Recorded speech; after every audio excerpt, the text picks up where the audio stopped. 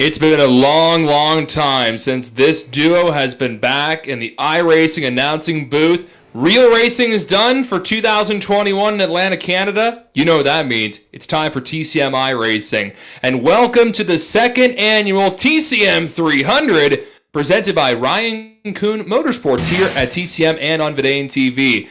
Great to be back in the virtual announcer booth in the comfort of my bedroom with like 2 guinea pigs and a cat running around. Dylan Langell from Riverside Speedway, the Heart of a Champion Hot Rod Classics, and many, many more. Joined by my good friend on the rock. He's an island boy. It's Mike James from Eastbound Park. Mike, been a long off season from the fake racing, internet racing, but you had some good times on the rock with real racing, and now we are back here tonight.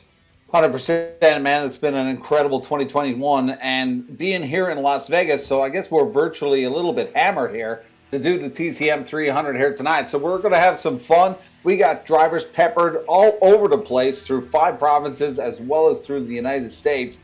24 drivers here tonight, Dylan. It's going to be a show to remember. This is the second annual TCM 300, and it's going to be rock'em sock'em here for the RKM setupshop.com.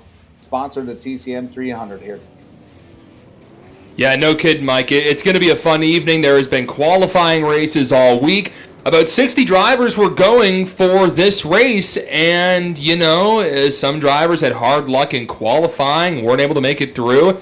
But now we have the final 24, and cars are just getting all warmed up here, and we're going to have a Donnybrook here on the bull ring here in Las Vegas, a nice short track next to the large track in Las Vegas, Nevada. And what a stout field we got tonight, Mike. The who's who of iRacing is here, even real races for the Maritime Pro Stock Tour from Eastbound International Speedway throughout the United States. And I know there's 2 drivers in particular that have taken the challenge. They had the pole, and now they're moving to the back of the field as we get ready to set the grid here as the pace car gets set. We got a big, big lineup here, Dylan. But the sponsor, the RKM Setup Shop boy, Ryan Kuhn, going all the way to the back, releasing that pole for some extra cash here. Yeah, he's going for a little extra money. I appreciate him hopping on as well. And we are diving right into it. Green flag is in the air for the TCM 300. Kicking off here on a Friday night. And it's Axelman, Magic Mike Alexander going up front. Mike Alexander had a tough go getting going here on Monday night. Looked for a big win on Ryan Kuhn, but he was dominant here in the qualifier on Monday night. So we'll see what he has for us as he takes the early lead here.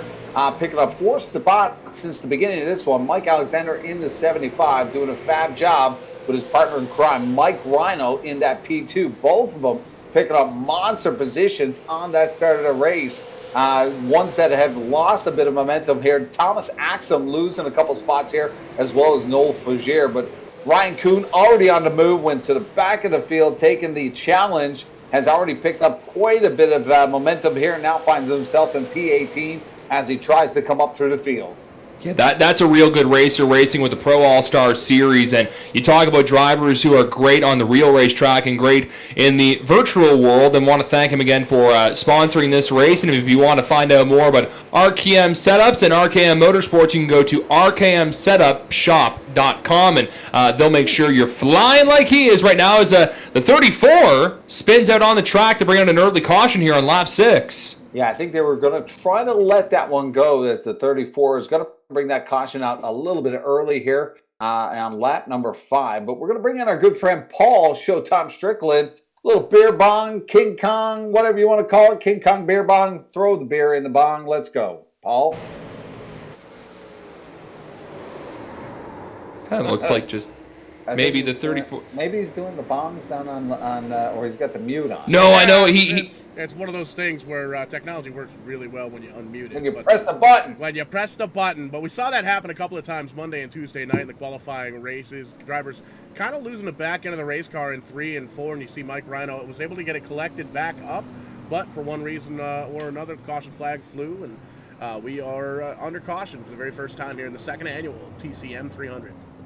It's going to shake things up, though, Dylan. Mike Rhino was on a good run. He was in P2 now. But look at that. Thomas Axum moving up to the front there, picking up a spot. Matthew Barkhouse now going to, on the outside of Mike Alexander, 2 brothers here from the East Coast, going to be on the front row on this one. We didn't get through the lineup as we kicked this one off pretty quick. So the top 10 currently, Mike Alexander, Matthew Barkhouse, Thomas Axum, Noel Fougieres here, Craig Tully, Rational Richard Drake, Johnny Byron, Brent Roy from 660, Dylan Black, as well as Dustin Monberket, who had an upset there. That's your top 10 so far. We'll get through the rest later, Dylan.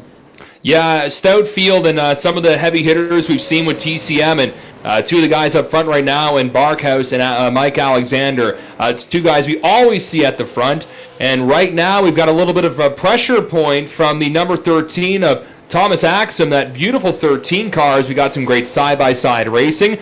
Mike, the last race we had here in Nova Scotia was at Sydney Speedway, a track very reminiscent of this bull ring here in Las Vegas. I think this track is slightly bigger and got a little more banking compared to the Sydney Speedway bull ring, but not a lot of run on the straightaways and tight turns. It puts on for some fantastic racing.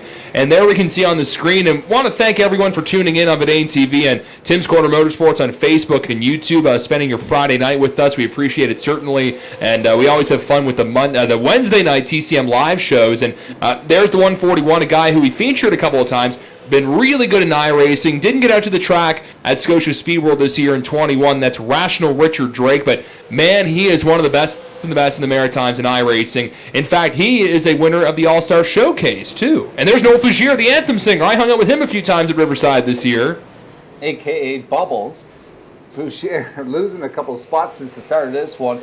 Started in P4, now finds himself in P7, trying to get around Rational Richard Drake. Well, Drake already picking up 7 spots since the beginning, so he's a hard charger here this afternoon.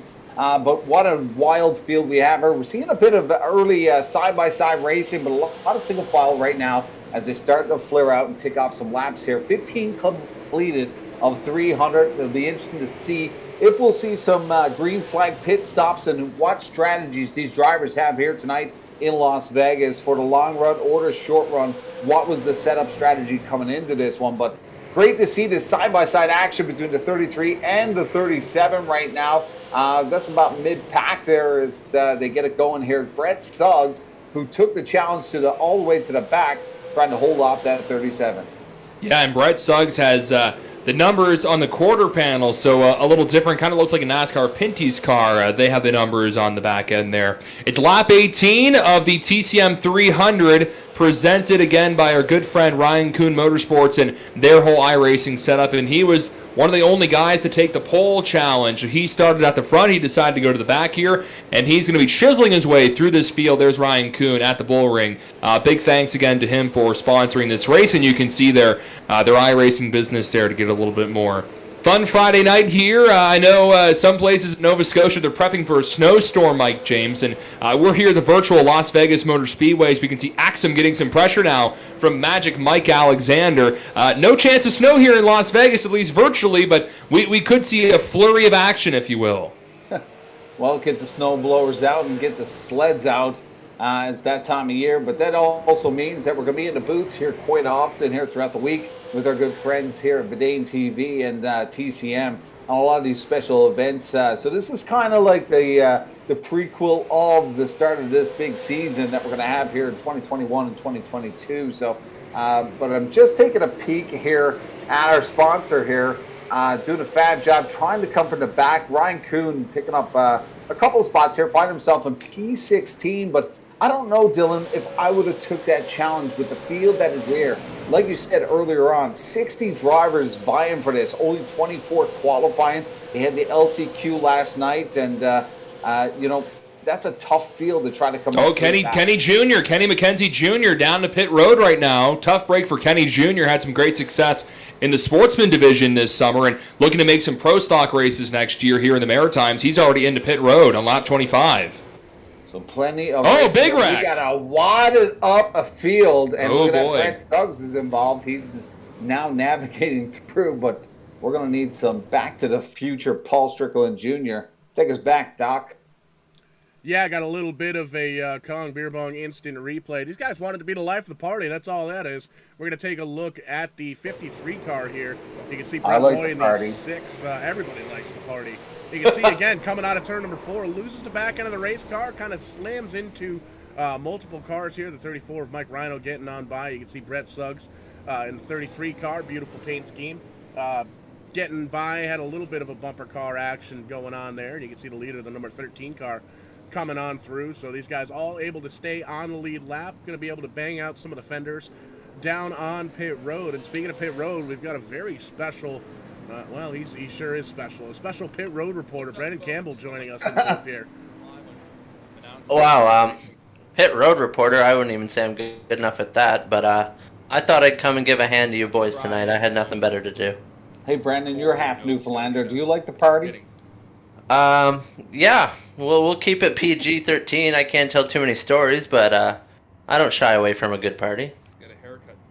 I can hear Dylan Langell talking about haircuts, but it's a little bit low there. I'm not sure if he's having some technical difficulties. I'm talking to my TikTok folk right now. I'm live on my TikTok. While we do our live broadcast. Are you kidding me? You're fired. Doing a 2-for-1. 2-for-1.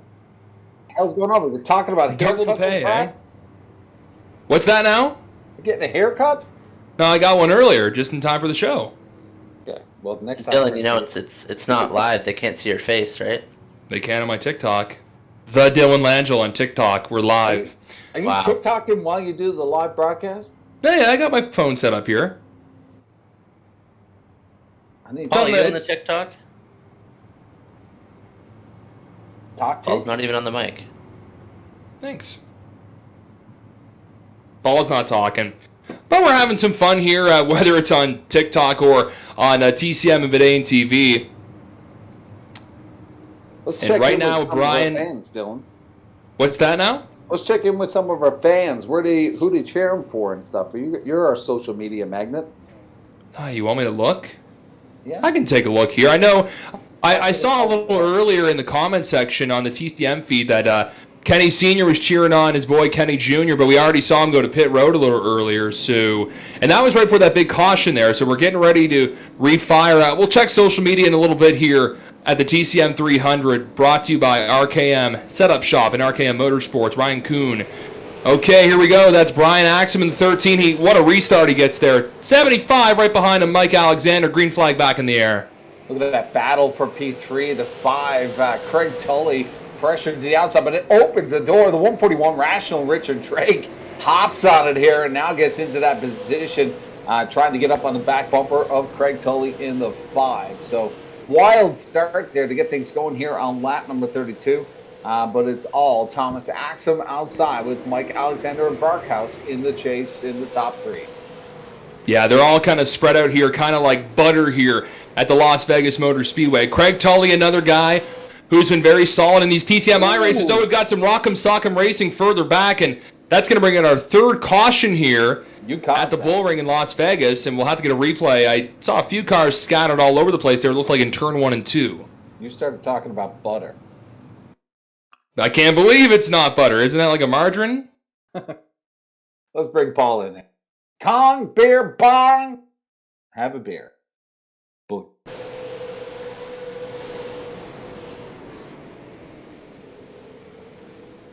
4 wide.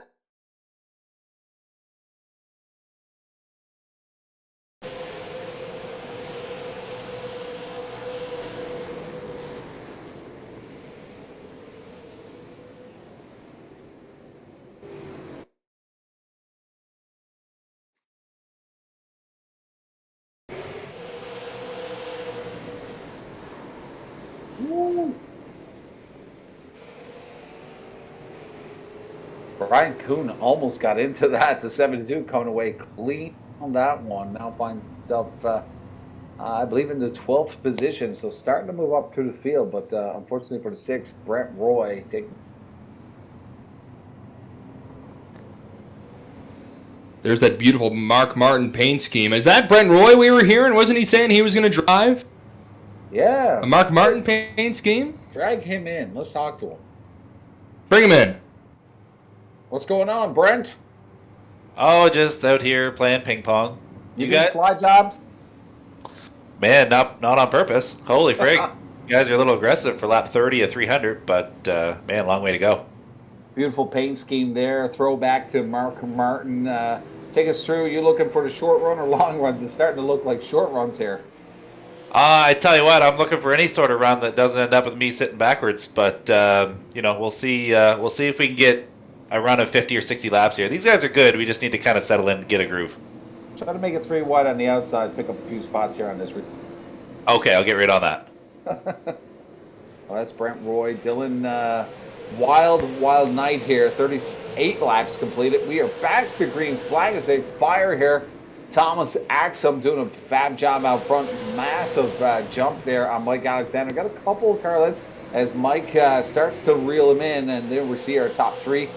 Mike Alexander and Matthew Barkhouse, his brother, teammates, trying to put some pressure as we look back to the field. Lots of 2 wide racing here as they flare out into the mix here on lap number 39. And is there really teammates in racing? Like, we've had that conversation at the real racetrack where teammates, that's kind of thrown out the window. As Tully gets turned by Ricky Arbo in turn 2, and that causes a big pile up in the middle of 1 and 2. Uh-oh, this may set us up for a caution-littered race here at the Bull Ring in Las Vegas for the 300. Is that almost like, better get Mako? I think Mako's going to be needed a little bit here as we had some contact with the 5 and the 37. Let's bring in Paul Showtime Strickland Jr. for our replay. Thought you guys were going SpaghettiOs there for a minute, but we're going to go, there you see the 37 getting into the back of Craig Tully in the number 5 car. Mike Rhino getting a small piece of the action, the 62 getting a piece of it as well, but Tully does a great job holding on to the binders there, making sure that car doesn't roll back into traffic. Grabs a gear, gets pointed in the right direction. Gonna have to restart though in 22nd. Taking a peek here, looks like 22 cars on the lead lap currently. Well, let's see if we can get some T-shirt quotes here tonight. We're going to be looking for some new words here. Tangley's been taken throughout. Calamity. Dylan, you got anything for us here tonight? Repeat that one more time, Mikey. You cut out a little bit on me. I said we're looking for a new T-shirt. We've done Tangley and we've done Calamity. What's your new word for tonight? Crooked is a question mark. We'll throw that one in there. I was thinking shit-face and Tangley. Okay. TCM on a Friday night.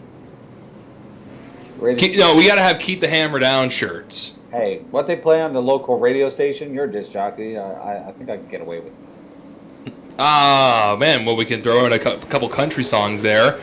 The race is on. Sawyer Brown, here we go. Brian Axum gets the green flag in front of Magic Mike Alexander. 75 different paint scheme on that 75 car. And now we get a little side-by-side action between Noel Fougier and Rational Richard Drake, a lightning driver and an anthem singer at Riverside Speedway. And here comes Dustin Mumbercat, one of the winners of the races earlier this week, to enter his way into the 300. He's moving his way up to the field. Mumbercat had a wild Monday night in the qualifier, had a great run, was in P2 on the qualifier, and then had basically got shuffled to the back of the field and had an upsetting night. But had a great run there, trying to make it stick for him on Monday night, but he managed to get in through the next qualifier. So here he is here tonight in the P5 position, picking up 14 spots here this afternoon.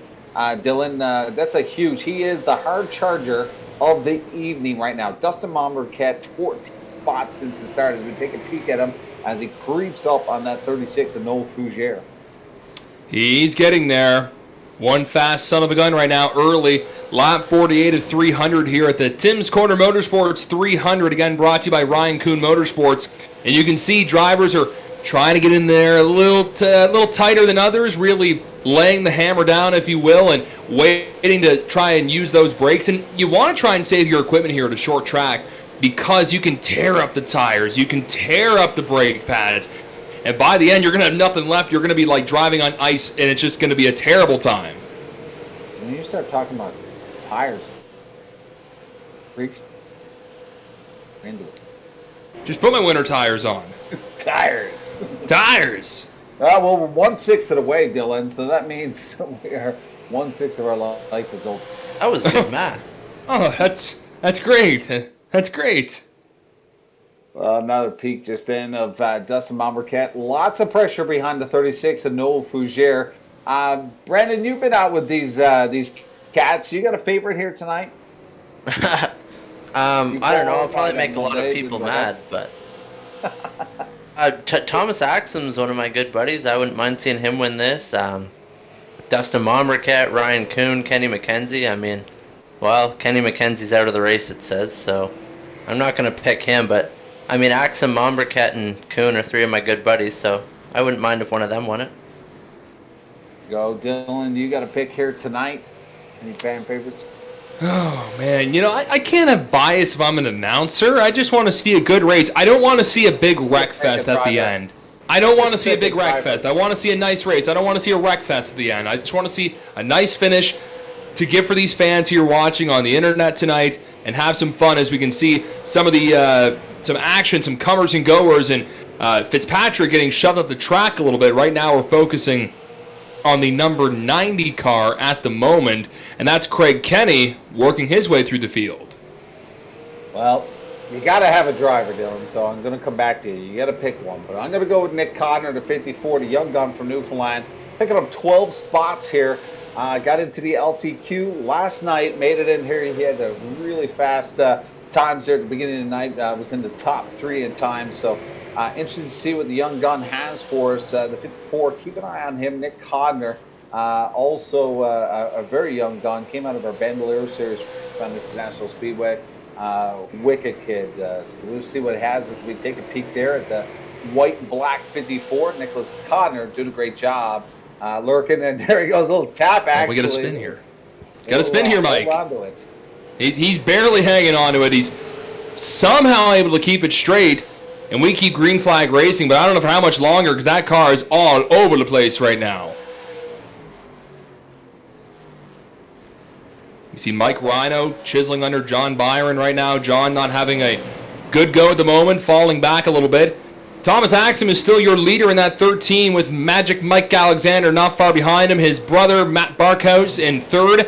Noel Fougere and Dustin Mombercat, the top 5 running so far. Top 10 includes Richard Drake and, oh, here comes the number 72, Ryan Kuhn. That man started at the back, and it didn't take long for him to get back up in front. Yeah, big run here. That actually is going to give him the hard charger here this afternoon. It's showing that he's down 6 because he had the pole here at the start of the race, but opted to the back of the field, starting in the final position. Now finds himself in the top 10 in P7. But Nicholas Codner, very close quarters right now, creeping up on that 72. That kid, I actually got to talk to him on Monday night. I interviewed him. He was the race winner on Monday night. And it was so great to hear about what he does for iRacing in the setup world, how many people he helps out. He said, you know, anybody out there looking for a bit of help, they do a lot of charity work, Dylan. 50% of the funds that they raise actually go back into the charity. So great team there. Ryan Kuhn sponsoring here this afternoon for the TCM 300, but doing a fab job finding himself now in P7. And this is also going to help for this new TCM iRacing Championship, which was announced at TCM Live a little earlier this week. I know, Brandon, you've got a little hand in that, and it's going to give a little extra for the drivers to try and push through, right? Yeah, it's when we talked to Travis Roma the other night, I said we may as well call it the Travis Roma series, because if you show up, it's cool. If you don't, it doesn't really matter, you know? So obviously for the guys that want to race all the time, it's cool. They can have a little bonus for them, but there's no, you don't need to show up every night. Yeah, it's cool that these drivers have a little extra to go for, and no big commitments, just kind of racing, having fun, and that's what all this iRacing stuff is about having fun. And we can see right now Dustin Mumbercat getting closer and closer to the back end of Noel Fougier on lap 69. Nice of the TCM 300 here at the Las Vegas Motor Speedway Bullring. And now Mumbercat trying to stick that nose underneath the rear quarter panel there, the left-hand side. Rational Richard Drake right behind, waiting to try and pounce on this action in front of him. Dylan, I don't know what's going on with the setups here tonight, but Mike Rhino got shoved out of that front row there at the beginning here, and now working his way up. But he was the quickest car here this afternoon, best setup with a 14:49. We're looking at Mike Rhino right now in P9, trying to work up. He was in the P2, but got shuffled in that early caution. So Mike Rhino getting the fastest lap of the evening right now.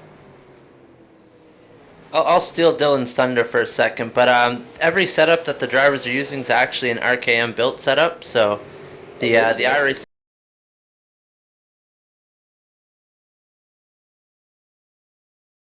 that could give us a little better racing and have the tires last a little longer. If you're such an expert, Brandon, why aren't you in the race? What? Mike, why'd you say that? You know what?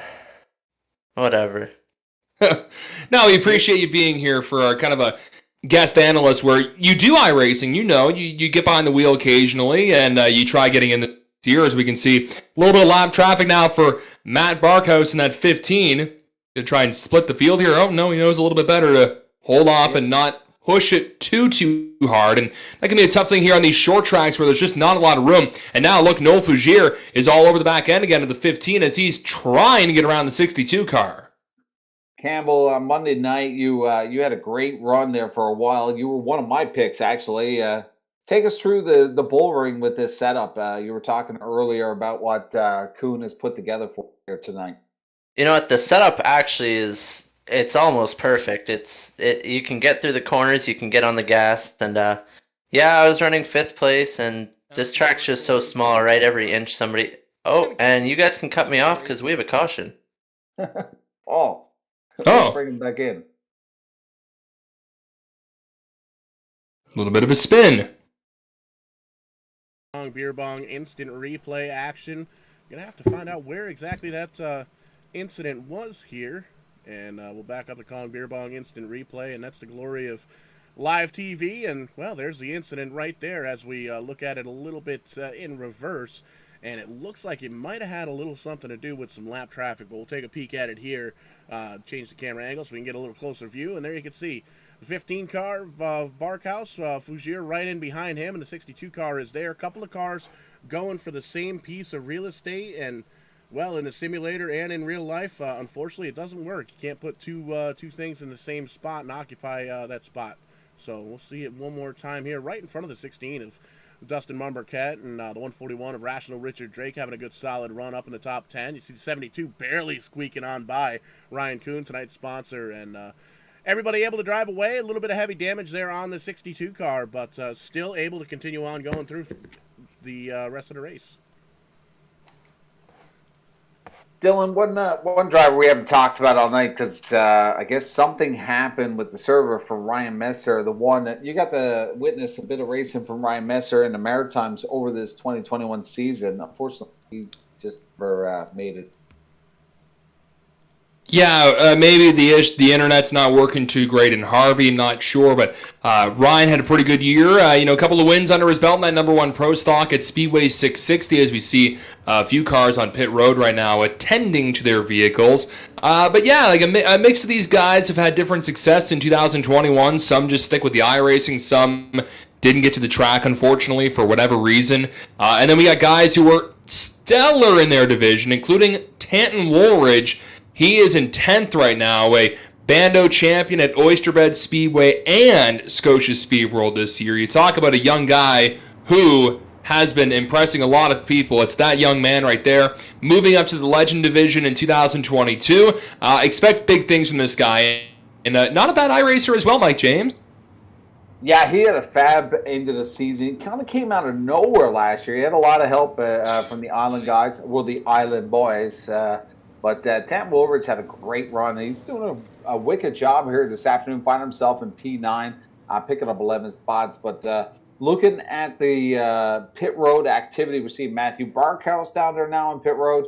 the 15. He's going to give up that P3 position. But strategy here this afternoon, our leader staying out on this one. So I'm not sure. We've seen quite often Mike Alexander stretching the fuel almost to fumes on those final laps. So should be interesting if we see any of these drivers run out of fuel here this afternoon.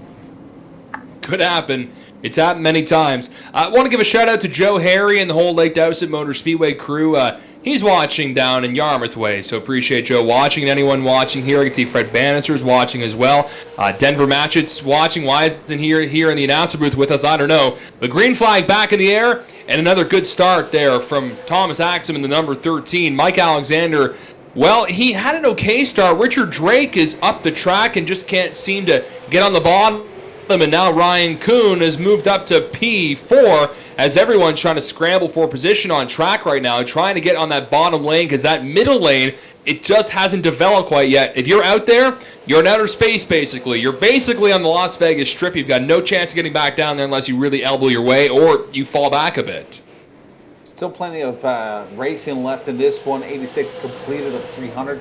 Track conditions are going to change throughout as more rubber gets laid down.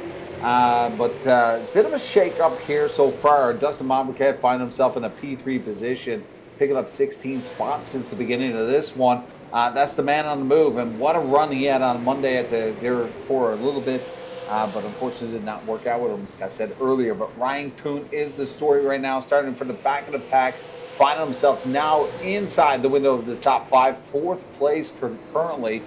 Rational Richard, but lots of pressure on the back bumper. That 16 Dustin Monbriquet as Kuhn wants to get some clean air. Thomas Axum been controlling this one for quite some time, over 80 laps in the front row here in front of Mike Alexander. So Alexander's seeing lots of that back bumper of the 13 of Thomas Axum, just waiting for the right time to spark that 75.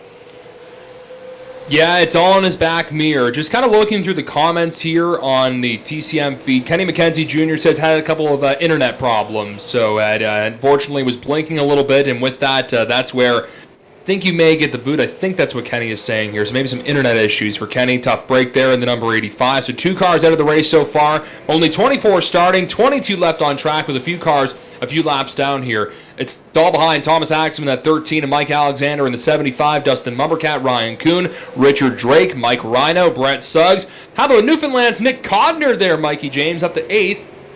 Tam Morris from the island in 9th, and Craig Kenny in the number 90 in 10th. Those 8th, 9th, and 10th positions, Codner, Woolridge, and Kenny, monster moves since the beginning of this, coming right from the back of the pack and find himself within the top 10 right now. So hard charges there as well. Johnny Fitzpatrick, we haven't talked about the Island Boy. He's had some monster runs in 2020 and 21. He finds himself in P14 right now in the 78 machine. Lots of activity throughout this one. Some drivers we haven't talked about just yet. Jason Goss, that's going to be one to watch from Torbay, Newfoundland, the 41. He's had some monster runs in these TCM special events. And he's type of driver that kind of holds on. He knows it's a long run here. And I know his spotters and them, they're up in Fort McMurray. I know they're listening to DC Auto Boys. I can tell you that is a stout team that really takes patience and really strategy. So it'll be interesting to see what we have from them. Another driver we haven't talked about a lot is Dave Cassidy in the 53, Dylan. He had some monster runs over the last 2 years here in this server. Yeah, he has. He's a really good racer in that number 53, getting some pressure from Noel Fougier in the 36 car. I mean, there's not really any slouches in this field. I mean, the guys that are here, they earned their spot earlier this week through the qualifying events for the TCM 300, brought to you by Ryan Kuhn Motorsports again. And we're almost a third of the way through, and so far it's been the Thomas Axum show with Mike Alexander not far behind. A driver who's fallen back a little bit, not sure if he made a pit stop earlier, but that is Matt Barkhouse in the 15 car. He is further back, but maybe some strategy at play for the number 15 where you want to try and conserve your stuff a little bit here in the early get-go. There's a whole lot of race left. 200 left here in the second annual TCM 300.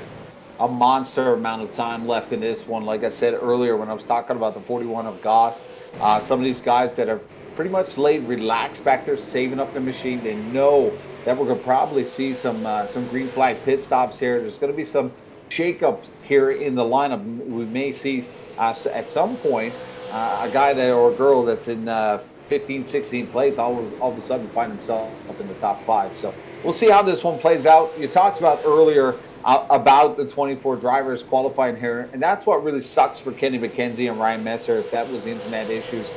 Trying to get into this race here tonight. You know, we ran 2 qualifiers in the LCQ last chance qualifier last night.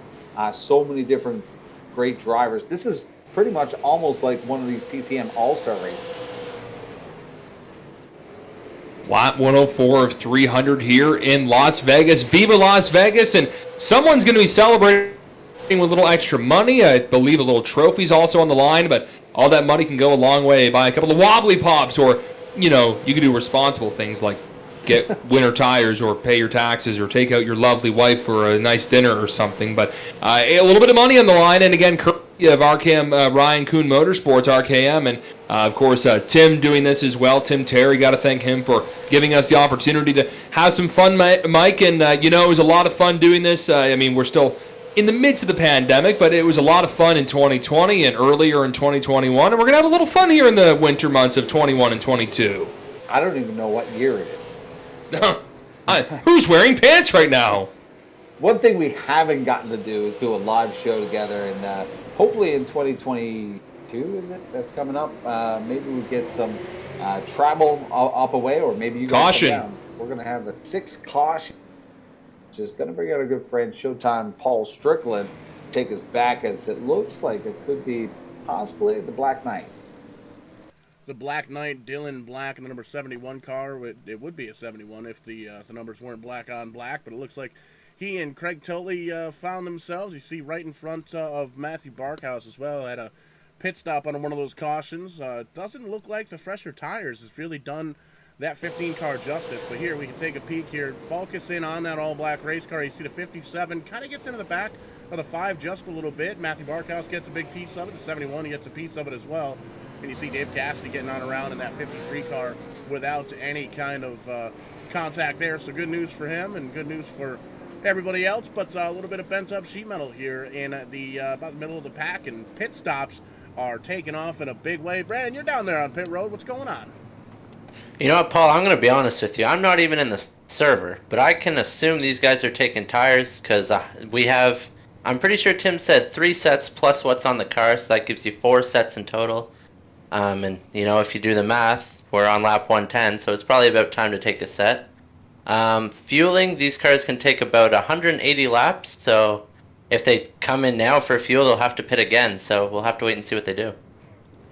2-stop night for some of these guys. The leader, 72, that's Ryan Kuhn. He's off pit road there now. Mike Alexander's now out. Brent Roy's down there. Quite a number of our drivers. Thomas Ack choosing to stay out still. Dustin Marquette. Johnny Fitzpatrick, we talked about that earlier, about some of these drivers that were mid-pack, now finds himself in P3, all the way up in the 17, now finds himself in the inside of row number 2. Oh, strategy. You need it. Still really early, though, you know what I mean? Like, whatever the strategy is right now, it's going to be right out the window in about 150 laps. And during this caution as well, folks, if you are watching on TCM or Vidane TV, leave a comment down below and let us know where you're watching from. Maybe let us know the weather. I know some crazy weather is kind of coming up here in Nova Scotia. I think maybe it's snowmobile season, like it's really kicking in this weekend, I think. Let us know where you're watching from, and again, let us know who you're rooting for. I know we already kind of did a roll earlier, but we appreciate everyone watching, whether it's on the big screen, on maybe the big TV in the living room, or maybe just on their phone or on their tablet, whatever. We appreciate you taking a couple of moments to check out some virtual racing here with TCM, the first big event. We've had a couple of other broadcasts this week, and a couple decent events coming up this year, and I know we're going to have a Jim Hatton tribute race again in the winter, and then the All-Star Showcase in April, and it's kind of a time killer, but also a way to fine-tune your skills, Mike. We hear a lot of drivers who will spend time in the simulator, whether it's behind a Legend or a street stock or a super late model like here, getting some practice time for yourself and myself, Mike. It gives us a little practice in the announcer booth. It's really a good tool for anyone involved in racing. I'm just here to party. Cheers to that, my friend. Crack open a cold one. We're back out racing. Oh, hey, And hello. Oh no! Hey, And Alexander. Mike Alexander spins, and that may have caused a pile. Oh, Richard Drake. Richard Drake is involved in this, and there's damage on the number 1. He's whacking the yellow flag. Oh. How about we do a sociable on Facebook? I want to know what everybody's drinking. I got Bud Light in my hand. I may have to have a few more if we keep crashing here. All right, Paul, Great bring it banana. back, bud. So you can drink that Bud Light through a Kong beer bong, and while we watch the Kong beer bong instant replay, we'll take a peek at it here and focus in. Some fast cars involved in this one. There you see John Fitzpatrick with the 78, and the 75 kind of gets. We'll have to take Looked another like look he's at in the that. 72. It looked like he had a little bit of help because he snapped right on around there, but see if we can almost look at this in slow motion. Quarter speed here. There's the 78 and the 15 side by side. Mumbercat a little bit on the wobbly side, but no contact there. And man, we're just looking. We're gonna have to take a look. Yeah, it does. You know, it doesn't even really look like there was any kind of contact up until the spin. Connor getting a piece of it. Mike Rano in the 34, he gets a piece of it. There you see young driver Tan Woldridge getting on by. The 62 gets by. Doesn't look like he's gonna have any damage. Everybody else is gonna get down and away down on that bottom side, and you can see the 75 and the 141 able to grab a gear and get going. So that's good news there. Dylan, I forgot to put in my rider for a bucket of chicken and a case of beer. Are you getting it from the Mary Brown Center? Best legs in town, baby. That's You know right. what, though? Mary Brown's only tastes good in Newfoundland. It doesn't taste the same over on the mainland. Stop. It's true. I'll have to find it summer. Yeah, when you come down to watch a race at Scotia with us, right, Dylan? That's right. Riverside, right? Oh, yeah, Riverside. Oh, you guys were coming. Well, Love to. it's a lot cheaper to fly one of you down here than for two of us to go over there. I was just gonna send a school bus. I was gonna do a road. Freddie says Bud Light beer, the beer Bud Light champions, beer. an official beer of Dylan. We Doing want pictures of the boys in the racing. garage. We want pictures of the boys drinking beer in the garage, watching some iRacing. Paul, you need to send some of those Kong things over to Nova Scotia. Well, if Mikey sends the short bus down and picks me up, maybe I'll bring some up there. We'll With start shower our- curtains. Brandon, your best buddy Jesse Leclerc's here watching. Oh, what's Jesse saying? He says, "Hi, Brandon Campbell." See, I bring fans, don't I? Yeah, we'll have to book you. You're like a Yeah, what rat. was So you're that like, girl? There was a girl cheering on for you on Monday. Yeah, it was Jesse's girlfriend. Oh, I thought it was someone you met on Tinder. Well, no, just Jesse's girlfriend. Brandon, your cousins don't count. Nope, still Jesse's girlfriend. I think. I don't know. Last time I heard. Well, enough tomfoolery here. It's lap 120, 7th caution wrapping up, That's a and T-shirt. Thomas Axum staying in front with Dustin Mumbercat on their outside. Green back in the air. A few drivers taking advantage to take some time in the pits, and some drivers unfortunately caught up in wrecks, including Magic Mike Alexander and Rational Richard Drake. So we'll see how the rest of their race shakes out here at the Bull Ring on lap 121. And here comes John Fitzpatrick coming up through the field. Oh, we got a problem. Richard Drake makes contact with the 90 going into turn 1. We'll see if that brings a caution out. No, the 90 was able to save it. 4 wide and lots of tomfoolery. John Fullery, you see? 3 wide, you see? wide. No, Fougere sticking his nose in there trying to pop some bubbles here. Back to back now, banging on the back bumper. Knocking right there. Noel may have fresher tires on the number 36. As we can see, it looks like Jason Goss there. Also in the same club as Noel Fougere. Just kind of in the same real estate along with Craig Tully in the number 5. A little back up further in front. Believe that's Brent Roy driving a Mark Martin paint scheme. Real should have a 126 on there, but nonetheless. And Mike Rhino not far behind him. So there's Brent Roy holding off 5th, but I don't know for how much longer because he's got 2 hungry cats right behind him, and Nick Codner and the 34 of Mikey Rhino. They may have fresher tires on their automobiles here at the Las Vegas Bull Ring at lap 126. Give it up to Brent Roy, finding himself in the top 5 here. Great job, but lots of pressure right now from the 34, like you said. Rhino had the fastest lap time earlier, and there is the quick pass to the bottom of the 6 here. He's going to pick that one up, and here comes Nick Codner trying to pick one up as well on Brent Roy. He drops to the bottom. Something's happening with the 6 as he falls off, losing 2 spots here. Pretty quick here as now you see Brett Suggs drop to the bottom. The 6 really got to get to the bottom here to try to stop the bleeding. Yeah, and I'm just wondering if the tires are just screaming mercy at this rate. Here comes Richard Drake. After being tangled up earlier in that wreck involving the number 75, he has worked his way back into the top 10, so must not be a lot of damage. And there's Ricky Arbo in the number 37. Brandon, correct me if I'm wrong, as Arbo tried getting at the end of the number 6126 of Brent Roy. That's a paint scheme of a 660 driver, is it not? Or is it maybe his father? I forget the name, but the car was around New Brunswick for a while. I used to see him race at 660 and Shediac a couple years ago. I think it's part of the Logan crew. I forget the first names, but it's definitely a car we've seen in the Sportsman division around here before. Love for someone to chime in on the TCM comment section. If you know, I've seen that paint scheme before. It's like, you know where you've seen it, you just can't remember who's the driver. We got a problem there for the 53 car. Looks like they're a little off the pace there as they fall back in line. A little damage on the front end too. A couple of cars down a lap here. Take a peek at Craig Tully, John, and Byron. Tully down laps. Comers and goers, as they say. Guys going through the field.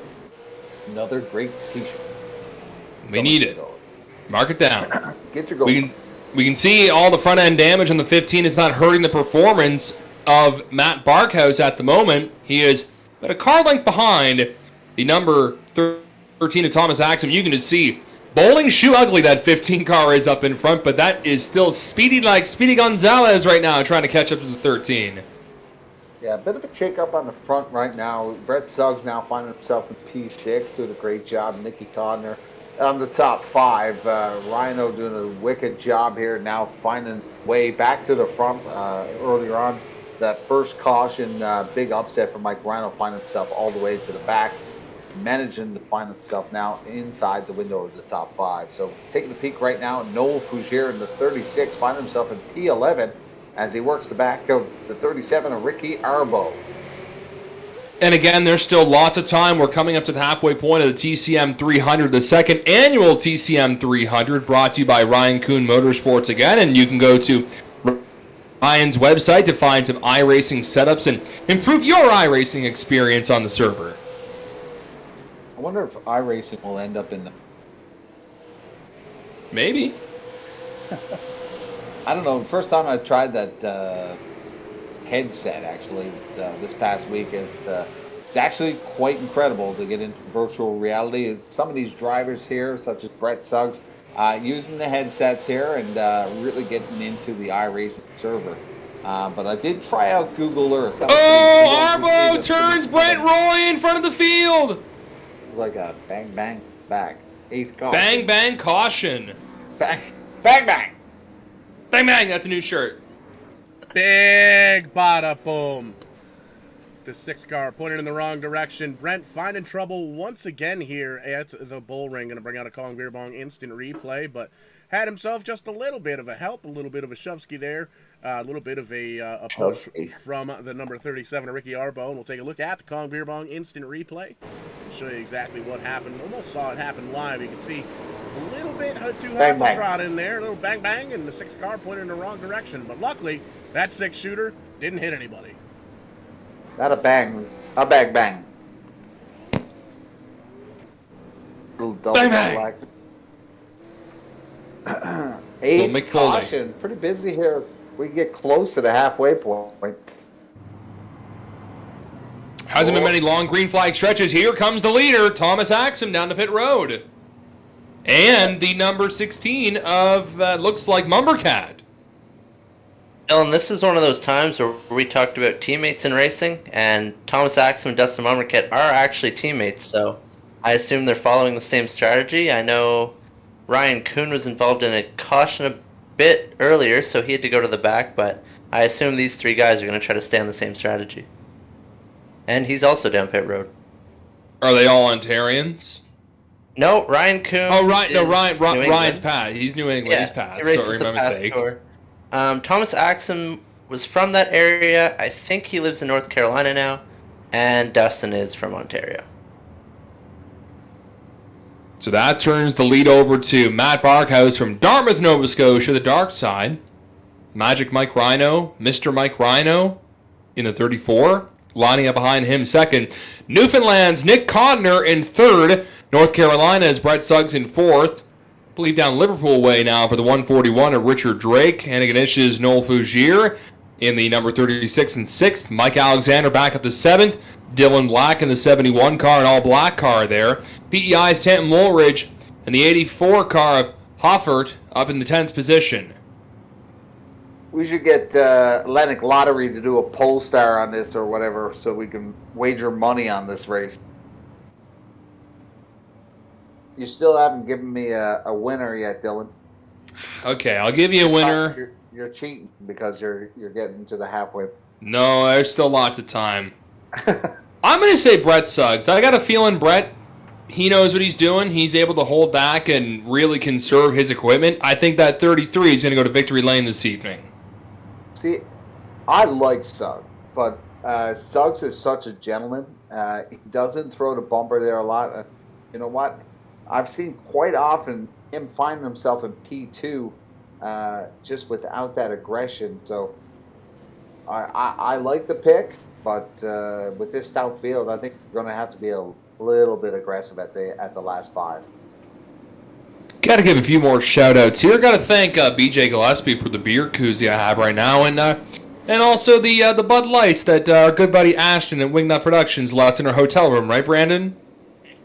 Yeah, the basic Bud Lights are good. I like the strawberry banana ones, but the originals are pretty good too. Strawberry lemon. Strawberry lemon. Is that what it was? Strawberry lemon. Strawberry banana. No, you're wrong. You had too many of them. You don't remember now. Green flag is back in the air. Speaking of green and fun, we're back racing here as we're 3 wide, but we're yellow right back quick. Not sure for why, as we kind of inspect the track here. Good friend Paul Strickland Jr. arming the TV controls here for the broadcast. And Paul, what happened? Another Kong Beer Bong instant replay, and, well, we're going to have to watch the tapes in backwards. We saw that 3-wide action, and we see, looks like Ricky Arbo getting a little bit tangly back there with the 16 car, potentially right on the restart. And looks like we got it queued up here with the Kong Beer Bong instant replay. And here you can see, focus in, the 16, the 78, John Fitzpatrick. Oh! Red and white car. A little bit of back and Oh, big Tully. hit for Tully. Big hit for that 5 car. Sends him on up into the wall, but the 16 grabs a gear and gets going. So everybody able to roll away, but lots more damage to the virtual sheet metal here. And one thing we do have to keep in mind here is the incident cap rule. Anybody that's not familiar with the iRacing world, every time there's an on-track incident, you get a point, and it's not a good point. It's almost like golf, where the lowest points are better, or the lower score is better, rather. But once these drivers hit a certain point with the incident points, they get disqualified and removed from the race. So as the attrition goes on later and later into the run, later and later into this 300 lappers, we just crossed into halfway, might see some of these drivers being down in the garage area. That point system, Paul, I got the same thing with my wife, and I'm really getting a lot of trouble. It's called married. Yeah, I'm not kicked out of the game. I'm kicked out of the house. And that's why Mikey's broadcasting from the shed. I'm in the basement, actually. Oh. So if we have any therapist guys watching this, maybe we could send the Mike's way. Maybe a little sponsor for Mike. There you go. Counselor. Wasn't there a thing called Tranquility? Yeah. Oh yeah, that was a sponsor we had. Brandon, Ashton is watching this. Ashton is watching this race. It's not a problem, guys. Enjoy the beverages. So cheers, man. And Wingnut Productions taking photos for Scotia Speed World this summer and the Maritime Pro Stock Tour. And sure we'll be seeing them at the track real soon here. Doing a lot of great stuff. Been taking a lot of cool photos, so you can hit him up at Wingnut Productions on Facebook. If you're a driver, I'm sure he snapped a photo of you doing your thing, and maybe make some Christmas cards for the upcoming holiday season. Are you going to send me a Christmas card, Dylan? Do you want, like, Shawn I Michaels? want a Dylan Langell fanny pack so I can put it in my office. Joe, give me a We'll work on it. We'll see if we can get some merch going. With all of our slogans on it. I'll put it next to my John Force coffee pot, thanks to Phil Fowler Racing. Do you get like a little dip of Castrol in your coffee? Well, it's a bit of a funny story because my wife, the coffee maker, broke, and I went to the garage today and I seen the John Force coffee maker, and of course I took it home. Not in the kitchen, it's in my office right now, so I didn't win that battle. But we are back to green flag. Matthew Barker. Oh no, Suggs! My pick! Suggs. He saved it! He saved it! I don't know how he was able to hang on to it. I don't know for how much longer, if we're kind of playing ping pong here between a few drivers, including Nick Codner and Noel Fugier. Here comes Mike Alexander on the bottom side of Brett Suggs. Not a great start for the 33. I'm not sure, Mike. If there was some contact, and now the 13 saves it, but a few cars are going to kiss the wall, and that's going to bring out the caution. 10th caution of the evening. Paul Strickland Jr. busy here tonight here in Las Vegas. No drinking for you tonight, Paul. Oh, man, and I picked a bad night to have a cold, too. It's definitely not COVID, but a little bit of three-wide racing. We're going to back this up almost to the restart here and just take a wide-angle view at this replay because there's a lot going on here, and it looks like everybody was able to kind of save it. There you see the initial contact, sending the 13 car around, and a little three-wide action, and you can see the caution flag comes out for that incident. We didn't get any wrecked race cars. We didn't get anybody spinning out. But I think that was definitely a good call because we could have tore up easily 8 to 10 race cars right there. Wad them up.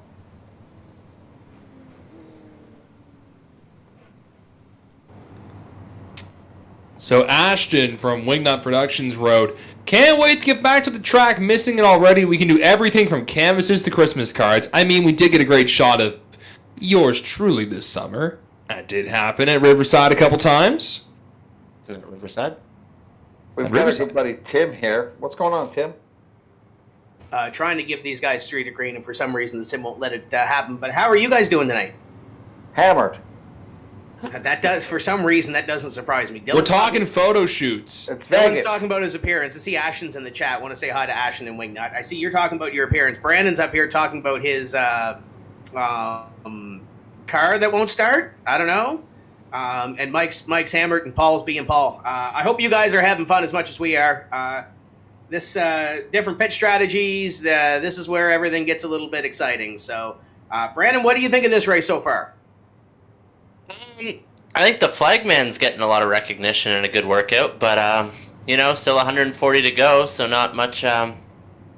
I guess maybe a little more patience would help us out, but it's a good race so far. And also, I know your number one fan is watching, Meredith, so I want to say hello to Meredith. I want to say hello to Denver. I'm going back next door so we can get this race back underway. Tim, I was live on my TikTok. Oh, where are you? How's Rethmans doing tonight? Chris Ewing says hello. Okay, wonderful. Man, that guy would never leave. Should be Brandon Corners Motorsports. Is this Meredith TCM. girl and another girl that you met on Tinder? No, that's Denver's girlfriend. That's the Everybody loves me more than you're not allowed No. Meredith is the boss. We know this. Yeah. Everybody's girlfriend. Yeah, apparently. Yeah, well, my girlfriend brought me cookies, so there's that. We're back Green Flag Racing with Matt Barkos grabbing the lead in front of Mike Rhino. Brett Suggs to try and redeem himself on this restart, and kind of an easy break for Brett as he was half crooked in turn one on that restart right before here. Now is in the outside with Richard Drake charging right at the bottom side in that red number 141. He'll take third. Mike Alexander trying to follow right in his footsteps to grab fourth, but he's got to contend with another American. And Suggs is able to squeeze that number 33 in between the 141 and the 75.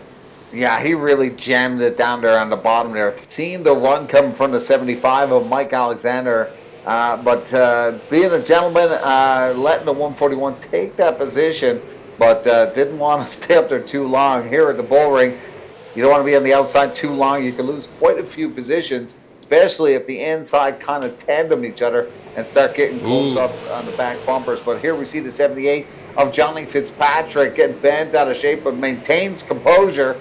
and slides back in between the 6 and Ted Woolridge's 56. Yeah, once you kind of have a bad start here where your car is just getting beat like a piñata, it's tough to try and redeem. We can see the 5-car Craig Tully, who started up in front. His car is beat, battered, and bruised further back, and he's going to have a long race here with a good majority still left to go. Well, pardon me, I'll take that back. Not a majority of the race, but still a good chunk of this race left as we are over the halfway point. Dylan Black makes Tully's tough night continues. Another spin in the middle of 3 and 4. Well, he gets wrecked. He's still green. The 11th caution of the evening. How many cautions? Let's take a poll on that one. Caution I think we'll have. At least All 12. of them. 20. Pulling up another Kong Beer Bong instant replay. It's a good thing we're not shotgunning a beer every caution. We'd be even hammered more than Mike. We'd be naked. That was English. 100%. Drinking! Kong Beer Bong instant replay. There you see Chris Tully. Comes down just a little bit. Couple of cars going for the same piece of real estate. Ooh, big contact there between the 5 and the other car there. The 71's able to drive away, and Tully holding on the brakes, making sure everybody gets by good and clean, and he's going to grab a gear and get on rolling. It was the first car 1 lap down, but being involved in the incident, I don't think he's going to get that free pass this time. Don't think so, brother. You don't think so, brother? Well, I'll tell you something. Locke is out of the race. Kenny McKenzie Jr. and the number 1 of Ryan Messer from earlier on. Yeah, Kenny, actually, I was talking to him a minute ago. He was having internet issues, but just a little shout out. He had hand surgery a week or 2 ago, so he's been racing with one hand lately. Yeah, it's tough go. Senior. We should put Kenny Sr. behind the wheel. I'd like to see that. He's done a little iRacing. Yeah, I mean, I don't know if he enjoys it as much as the real thing, but they got a couple cars now. Maybe he can hop in a real one next summer. Speaking of shout-outs, got to give some shout-outs to the folks over on the YouTube page. Christian Schreiber, good luck to all the drivers. Let's go Hoffert. Watching Paul Trewin? I'm probably saying that completely wrong. Watching from Charlottetown, go 78.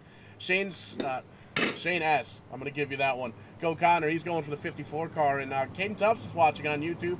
Said Brandon is good therapy. See, I thought I was the only one that could mess that name. Shane Spear. I used to call him Chevier. He's actually one of the race sports semi-retired, but that is Saint. Keep the hammer down. Brandon, you keeping the hammer down? Yeah, we'll probably see at the track. Okay. Slap 173 of the TCM 300 brought to you by Ryan Kuhn Motorsports. Want to thank you all again for spending your Friday night here watching some iRacing. I know, with a few things being a bit more open in this part of COVID-19, we appreciate you choosing us as your entertainment for your Friday night, and maybe it's setting up for a romantic evening. I don't know. We're glad to kind of start that off for you, if that's the case. Green flag is back in the air with Matt Barco snagging the lead once again in front of Mike Rhino. Richard Drake still in third with Brett Suggs and Mike Alexander right in chase right behind him. Fresher tires and some of those cars behind here. And now with 175 in the books and at 125 left to go, where do you really start to turn the wick up here, Mike? When do you really start to push things? Well, like Brandon said, we're probably going to see one more major pit stop for these guys. So that's after see that's where it's going to kind of balance a little different here. So until we that final pit stop here, I don't know where this is going to go, but definitely in the final 20 laps, spotters are going to be screaming in the ears to these drivers. It's time to go. Here at the Bull Ring, only a quarter mile. You can get up to the front pretty quick with a little bit of strategy. And a friendly reminder to those watching who may not be familiar with iRacing, you can have the automated spotter in the game, which will say clear low or car low. As we can see, they'll be screaming car low to Mike Alexander because Axum is all under him. Or you can have a real spotter where they'd be like your spotter at the racetrack saying, hey, you've got 2 fast guys under you, including Axum and Ryan Kuhn. And now the 75 is in a spot he doesn't want to be. It's basically no man's land here at the Bull Ring in Las Vegas. That outside lane, look at how the 75 just falls back, especially coming out of the turns. There's just so much momentum on the bottom side. Suggs actually gives a little bit of a shot there to the number 75, and those are two guys who, let's just say, I don't think they're on each other's Christmas card list. Fougere now trying to steal another position from the 75. Mikey's going to throw the 75 right to the bottom, trying to get to the bottom, and now he stays there. Suggs gets a little loose in front. Here comes Fougere. Big run from the anthem singer from Riverside, and Nick Codner following in his Tolly tracks. Well, Fougere doing a little bit of rat-tat-tat to the back bumper of the 75 and takes advantage of the upsetting of the balance of the 75. Fougere's going to take that one away, but here comes the 75 back on attack. Sometimes you got to be careful who you tap on the back bumper.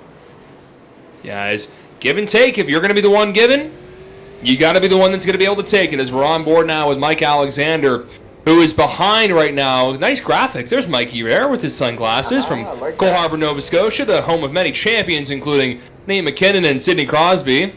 Joe DePenta, a couple hockey players there.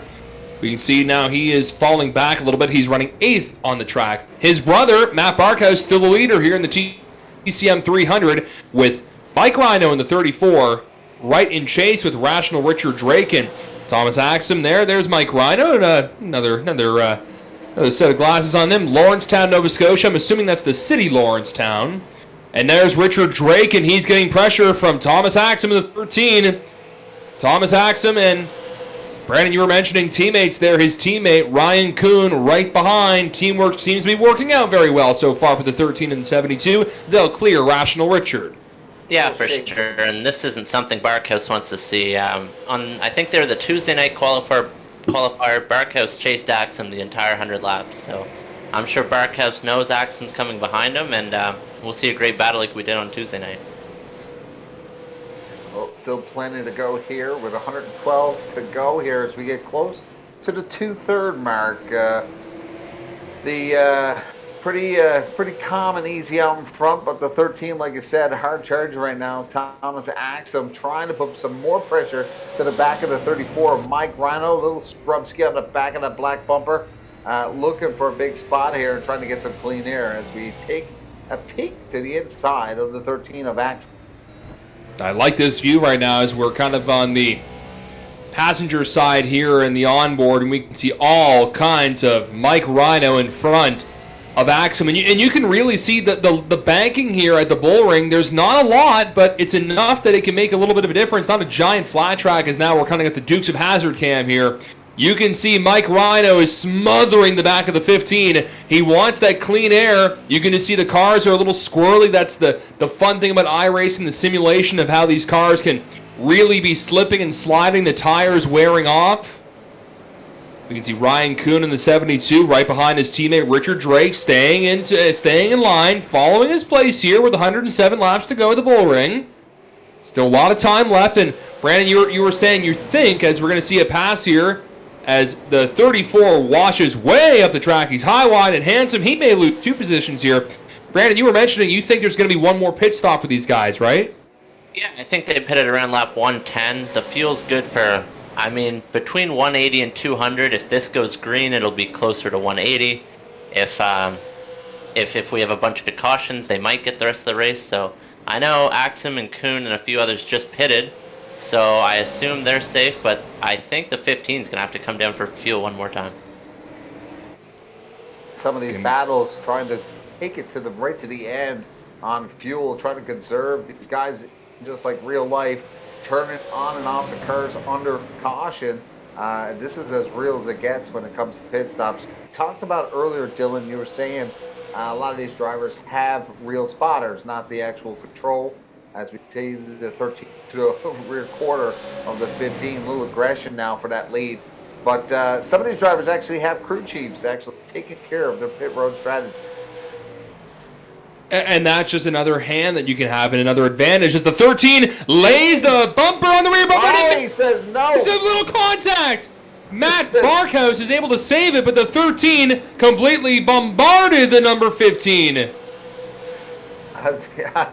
I don't know if that was, oh yeah, you want to go like a little Chase Elliott on the go there, but that was pretty wild there as Barkhouse, big upset right now as Rash gets around him. Man, oh man, what an upset. But And I just got to wonder, Mike, is it the tires, and are they just that bad right now where he couldn't really hold off the 13 nonetheless? Some contact there between the 13 and the 15. I know Matt kind of threw some late blocks a few laps beforehand, but right now Matt Barkhouse has dropped back to 6th from 1st, and he went from 1st to 6th in what, 2 corners there?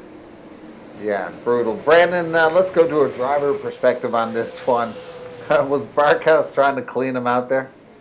I can't say Put for you on the sure. spot. I mean, obviously, it's, there's still 100 laps left. That move probably didn't need to be made, but it did. So I'd probably try to protect the lead as much as I could. Right. I mean, Exum has the lead. Barkhouse dropped back. Not as much damage as there could have been. So I guess it could have been a lot worse. 100%. Man, what an upset for the 15. Yeah, tough break, man. But there's still a lot of time for him to maybe make a pit stop and make some adjustments on that 15 to come back. You can see Noel Fougier in the 36 behind him. 95 left to go in the second annual TCM 300, kicking off really the first big event for the 2021-2022 iRacing season with TCM. See if a couple of guys can maybe nab a championship. And right now, Thomas Axum and Ryan Kuhn up in front. 3 Americans out front, like you said. Brett Suggs now finds himself in P3. Mike Rhino, the top Canadian right now, finds himself in P4 in the 34. And now the 13 has a little bit of space between himself and his teammate. And I'm really wondering if that's teamwork at play here. And Brandon Campbell, we've got 3 Americans leading the field here. 5 Canadian provinces represented here with, I believe, a few states mixed in there as well. And right now the Americans are leading this show here, 209 in the books. Yeah, and those guys up front, they're 3 of the best on iRacing, the super late models. Ryan Kuhn is he's on the same level as Majeski and guys like that, so it's not expected to see those, or not unexpected to see those guys up front. I also told Ryan I'd mentioned this at one point, but he races past down in the States, and he'd love to come race up here, so if anybody has any opportunity for him, send him a message. Eastbound and down. Just looking through here, boys, kind of having a little chit-chat with Tim. The 13 and the 15 were warned for that action a little earlier where it was a little rough and tumble, so a warning to Thomas Axum and Matt Barkhouse for rough racing there. That could have stacked the entire field up potentially where they were. So a little bit of warning for the boss man there.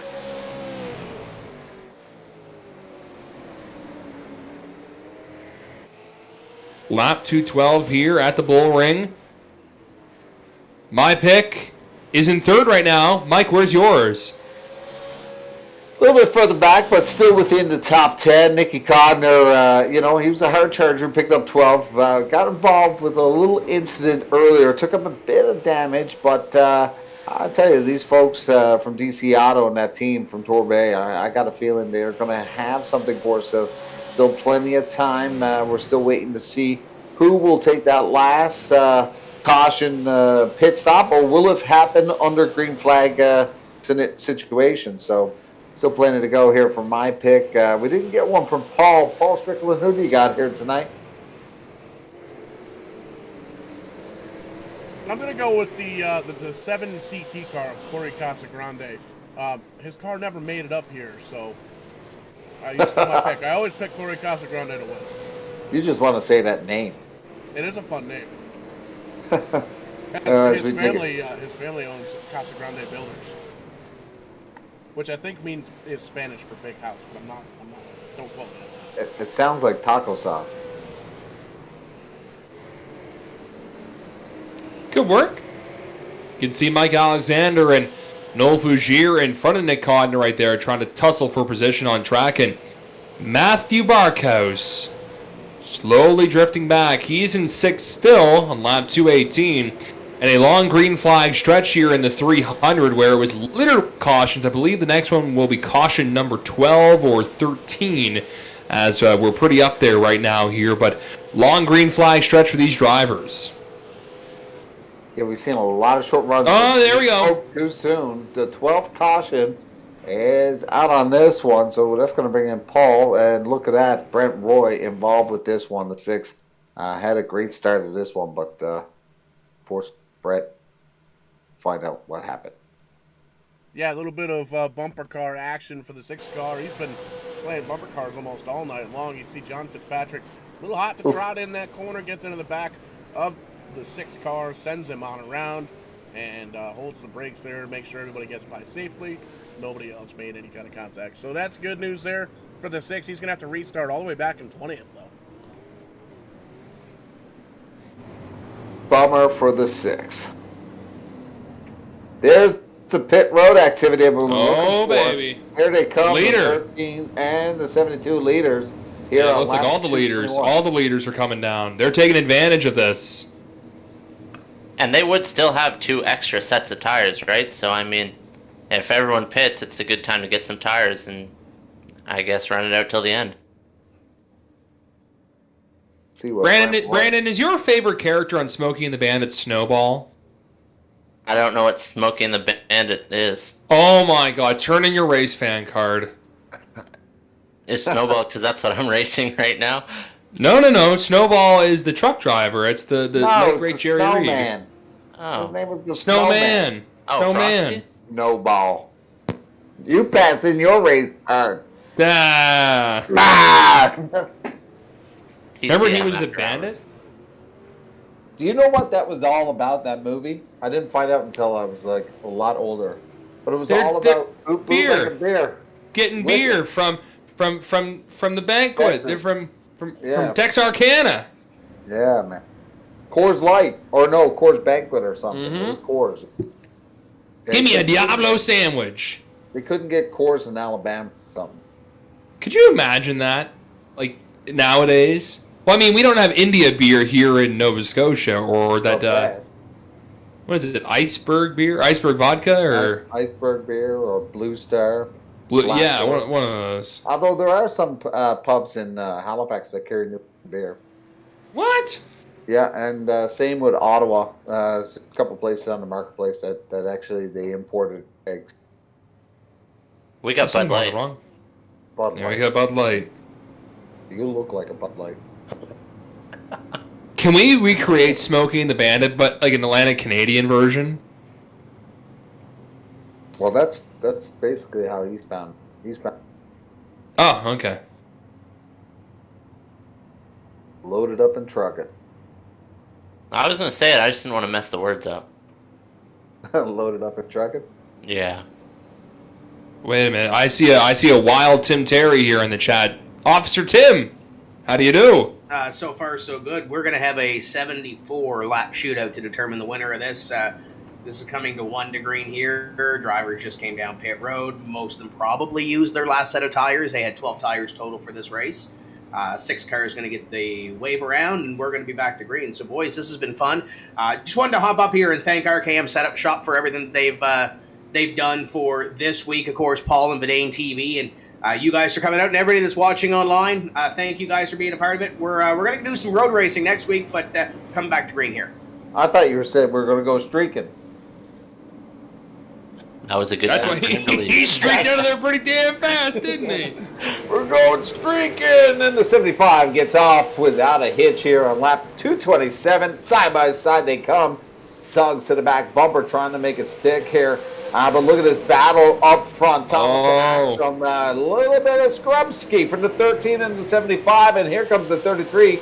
Full attack looking at the bottom here, but Mike Alexander doing a great job protecting this one and maintaining composure on the front row. Yeah, he's going to have all the composures. Oh, my goodness. That angle there, I thought the 13 was going to pile in the 33 and it would cause a domino effect.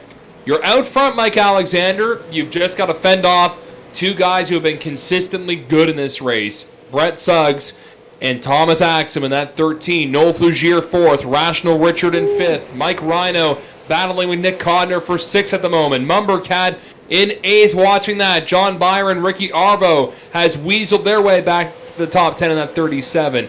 But up in front, it's still a close battle with 70 laps to go. Can Mike Alexander fend off Brett Suggs and Axum? Those are two hungry cats right on the prowl. Lots of fresh Goodyear slicks on all these cars now, as we see everybody trying to make some power moves while they take advantage of this fresh rubber. As we take a peek at Brett Suggs now on board to the back bumper of Mike Alexander. Lots of pressure throughout this field. Nick Connor doing a great job. My pick, finding himself in 6th, but 13th caution. We got 7 more to reach 20 there, Brandon. Yeah. How many laps are left again? My math isn't very strong today. Put down phonics work for you. But yeah, the cautions breed cautions, right? So 68. Especially coming to the end of this, everybody wants every last spot. Arbo may have brought the caution. Paulie, what happened? Ricky Arbo brought out the caution. Taking a look at the Kong Beer Bong instant replay. And coming across the start-finish line, kind of got a little bit wobbly back in the back end of the race car, and you can see heads almost get stuck in the wall in the fence here. Oh, gets it broken away. He grabs the gear. He's going to smoke those rear tires and get rolling again. Damage doesn't look too bad. Well, the front end's kind of tore up just a little bit. But he is still on the lead lap, currently scored in 17th. No tire shortage in iRacing, right, boys? They can use as many Hoosiers as they want. Well, tonight there's a little limit, but not because of a shortage. A little wobbly on a Friday. That should be it. You still thinking about T-shirts? Wobbly Pops. Well, I was just trying to promote my good friend Paul's merchandise stand. That's at vidanetv.tv, I believe. Or yeah, something close to that. www.vidane.shop. Do you want to let everybody know that the High, Wide, and Handsome T-shirt will be available right after this race? I want a Shit Faces Tangley T-shirt. Can we do that? This is my commentary T-shirt. Can we race up the real, like, big Las Vegas Motors people? I can see it out in the background. With the super late models. Bandos on the big track. Can we do Bandoleros at Talladega? Well, it'd be just like racing at 660, I guess. Brandon, got any hats?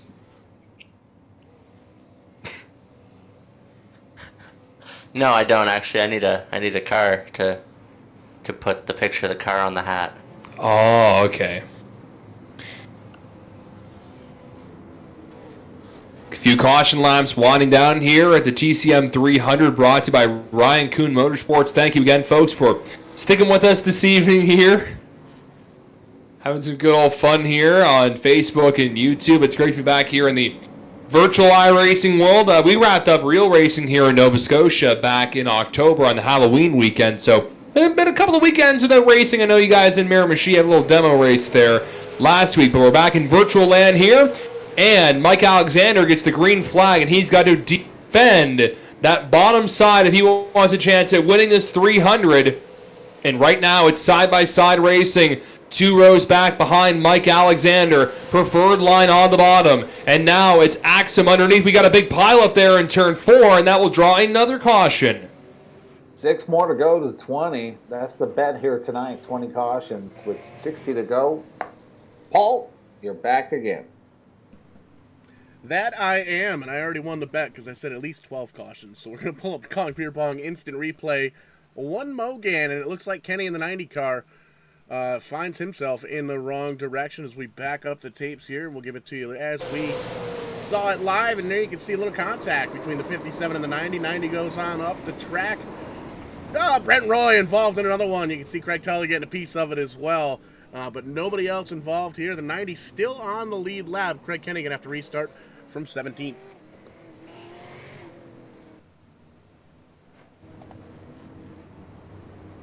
Tough break.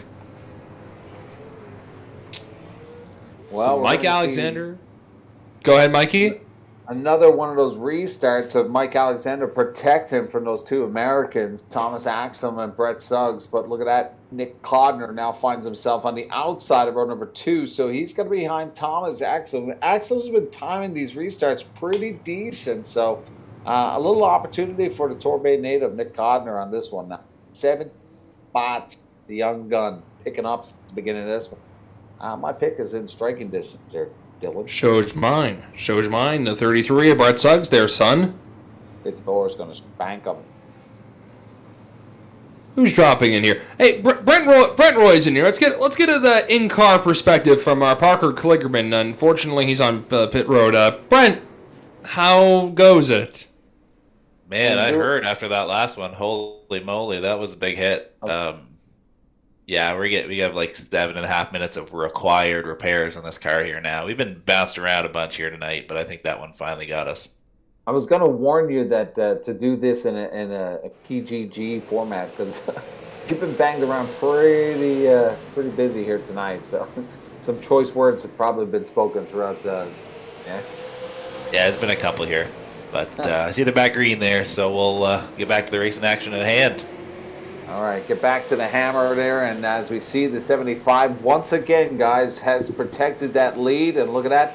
The 33 now picking up the P2, and the 13 sliding back, and there's Noel Fougere, the 36 machine, now finding himself in the top 3. Nick Codner sliding back slightly on the outside. You got to get to the bottom there on some of these restarts, but he's going to lose a few spots here. Thomas Axum losing 2 spots on that one, so a little bit of a shake-up on that restart. 55 to go here, Dylan. This is where it's going to get a little tangly as we get closer. Oh, tangly indeed. Making some bangs here. Tangly indeed. Noel Fougere gets turned at a turn 2. 15th caution, 5 to go to the wager. Man. Wiggity, son of a gun. Whack. Wiggity, wiggity, whack. Let's get a look here and see what happened. And oh, this may throw one of the top contenders to the back of the field. We'll get Paul to hit play on this replay. We'll let Paul have a little break here. Axum gets in the back there. Fougere, I caught that on the camera angle. Mumbercat gets involved as well. Nowhere to go for Mumbercat. I'm wondering with no fault cautions, is Axum going to go to the back of the field? Well, he was warned earlier with the 15. Let's see what happens here from our officials. This is going to be an interesting call here. He's been up front consistently the entire time here. Keep an eye on him. I'm sure Tim is screaming at the top of his lungs right now. Guy's got to be getting close to incident points here too as well. This is a long race, and with the incident point rule here, we may lose some of these drivers before we get to that 300. 15 caution, quite a bit of contact throughout this one. So Nick Codner's going to find himself back in the P4. He could pick up a spot here as we wait for the call from the officials.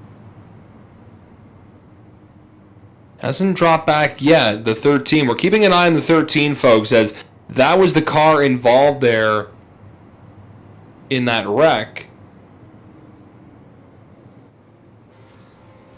I know with like Scotia Speed World rules, if it's no fault, if the 13 kind of took ownership there, or you know, if no, it looks like it looks like, Mike, they're gonna let him keep his position on track as they're starting to double up here.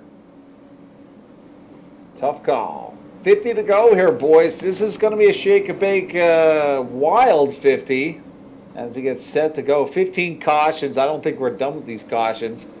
This race may end up into overtime as we get set. Mike Alexander sets them all back, and then a little tap from the 13. He gets it done side by side right now to 33. The 13 to the back bumper. This is going to get wild for the 75 as he tries to protect the bottom for the 33. And here comes Dustin Monmarquette as well as he gets to the inside of the 54 of Codner. This is a wild shake-up, 252. Brandon, what are you thinking here with 48 to go? I just think it's, we've seen a crazy race up front from these guys, and I don't think the end is going to disappoint.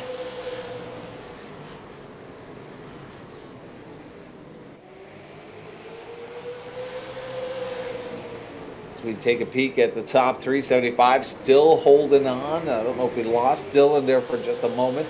I'm there. I'm here. My internet just lagged the damn girlfriend watching Netflix. What are you going to do? You have Kenny McKenzie's internet. Yeah, I guess so. I'm sharing the internet from my good buddy over in New Brunswick. And I'm back here to see the 13 of Axum all over the back of Magic Mike Alexander. And does he kind of use that bumper here as he gets on the back end? Where is the little shot to the short's going to come from? And he's going to try and dive underneath the 75. He knows better there. That may take the 75 out completely. And again, he's not in good graces with Tim necessarily after getting a few warnings after a little incident with the 15 earlier. But that 13 just appears to be a little faster than Mike Alexander with 44 laps to go. Closes right into the back end again. Number 13 looking for a strong run into turn 1. Kenny apex to turn a little better than the 75 there. Gonna have to be careful with those incident points, so I'd say he's treading cautiously as he gets underneath the bumper of the 75, trying to upset the balance on Mike Alexander to try to get that clean air. If he can get in front of Mike, he can probably gain some momentum with that clean air, as he does have a quick car here. Thomas Axum been dominating here throughout this afternoon, but looking for that clean air. If he can gain some distance on Alexander and Suggs once he gets the pass, he could set sail here on this one. But big battle out front as Mike Alexander tries to. Codner turned! Does he save it? Saves it! Save! Huge save for the 54, Nick Codner, as Mike Rhino got up into the back of him. Dude, what a save from the 54 of Codner. Wow, I didn't think we were doing drifting here at the bullring, but there we are. What a save by Newfoundland's Nick Codner after a little contact with Mike Rhino. Here comes a fellow Newfoundlander, and Jason Gauze right behind in the 41, trying to get back up into the top 10. Right now, he's sitting in 10th here. It's still Mike Alexander leading, 39 laps to go, with Axum on the back end, on the prowl, waiting for his moment to try and get this win. He was, like you mentioned, Mike, he was all underneath the 75, but that will add up with the incident points. Any contact with these cars will have a point on you. And 48, you have to go down to pit road for a black flag. You do not want that at the end of this race. With 37 left to go, you got to try maybe bank the points, if you will.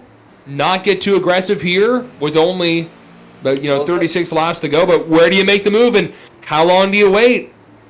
Well, with only 36 to go here, I'm not sure if Paul can actually showcase that stat with us.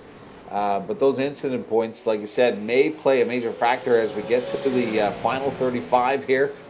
Spotters are whacking at these guys to get them going here. Mike Alexander getting lots of feedback from his team now. What's going on behind the 13, and he's got to trying to concentrate on the front and not drive in the mirrors.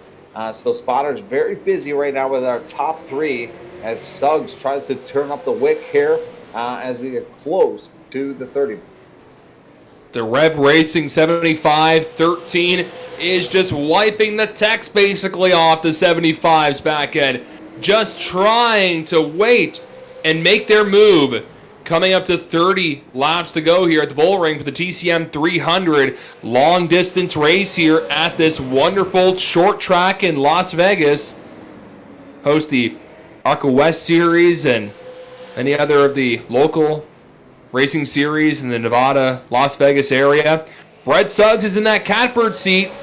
You could also say the same thing for Dustin Mumbercat because he's a bit further back. If something happens to the 75 and the 13, I know Brett's a really good racer, but I got a feeling he'd be tangled up in that, getting tangly here, and that's what you don't want. 30 laps to go. It's still Mike Alexander having some trials and tribulation race. Couple of wrecks, and oh man, it's just the 13 is just sending it there in the turns, just closing right in, giving no space, no social distancing between these cars. Well, Suggs is like the King Cobra right now, very calm and just watching what's happening in front of him. Knows he's still got plenty of time, 29 to go here. Suggs trying to set this up, maybe a little scrubsky off the back of the 13.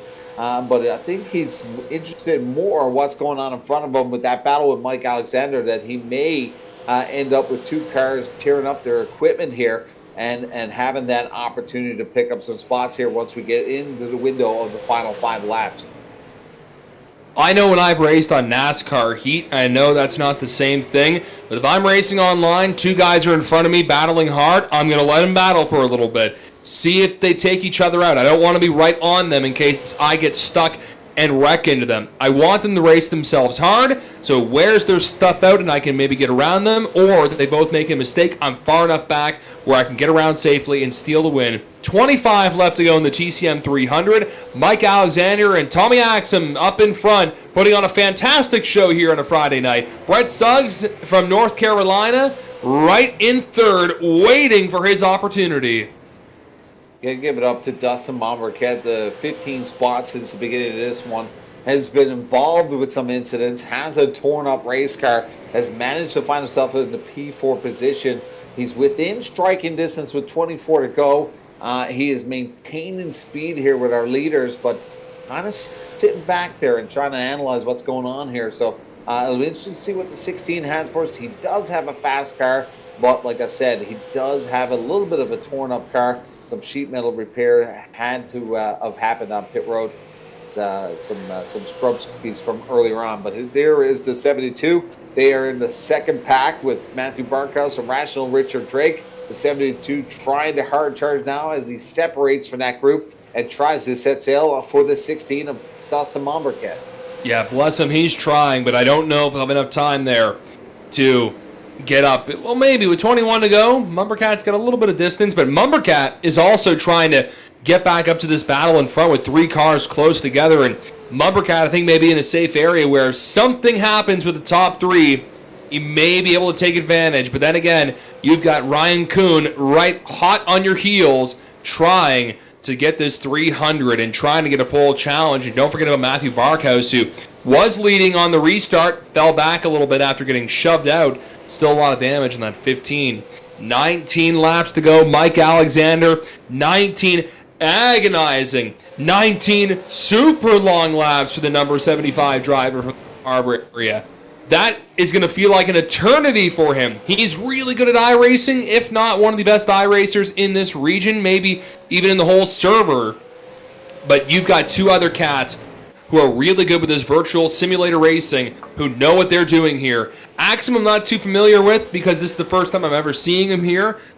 With Brett Suggs, I mean, he dominated these TCM events in 2020 and earlier in 2021, looking to notch another TCM win here with 17 to go.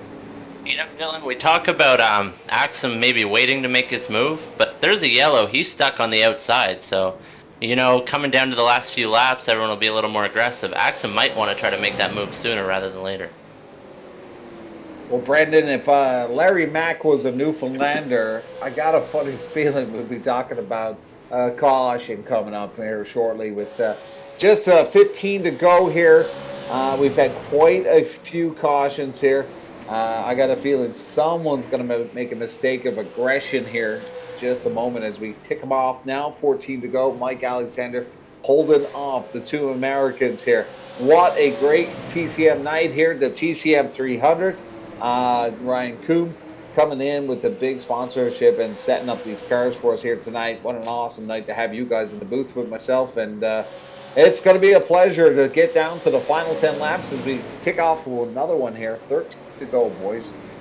Oh, man, crack open a cold one if you're watching on video or the TCM feed on Facebook. This is going to be a fun 12-lap shootout to the end.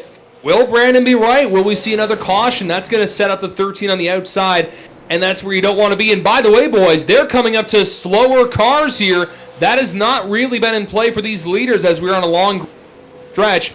Where will the slow cars go? Will they stay on the inside, or will they go on the outside? We've seen this come into play so many times at the real racetrack, where it hurts the leader, and Axum may know now this is it. The spotter may be telling him, listen, there are slower cars coming up. You've got to use them as a pick here. As you can see, he gets a little wobbly and falls a little back there from the number 75. But this, if any time, Mike James, this is the time for the number 13 of Axum to get up and take the lead here.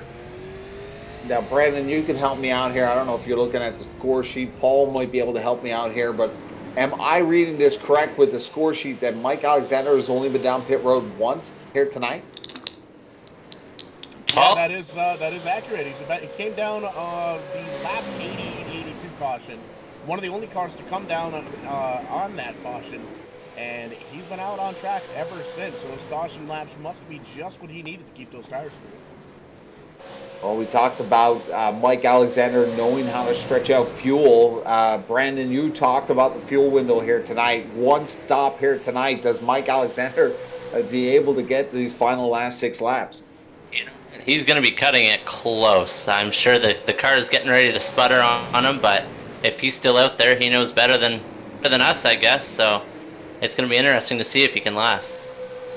Well, once again, another big strategy night for Mike Alexander. He holds him up as we get into the lap traffic. And Dylan, that's what you talked about, where this could throw a pickle in here with 5 to go as they try to navigate now, coming up on that lap traffic, and the 13 all over the back bumper down to 75.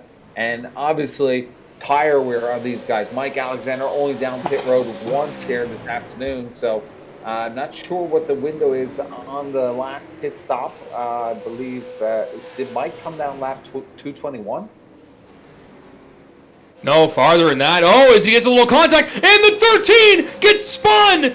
Axum turned around on the backstretch, and a late race caution! That's the caution. I think he was trying to make the move there, and I think Suggs was also thinking. That kind of is very reminiscent of Brian Vickers spinning out Dale Jr. and also Jimmy Johnson at Talladega. But we got to see this. I think he was trying to wind it up, and it just fell short. We'll hit play on the replay here, and we'll see on this late race caution. So he was smothering the back of the 75 here, Axum was. Ooh. Oh, maybe a little domino. I think maybe the 75 just maybe didn't get off the corner too well, and Suggs had really nowhere to go. We'll kind of watch it again here. Tap, tap. Tap, tap. Mikey got a little loose. 13 may have hit the brake. The 33? Yeah, go on the 33.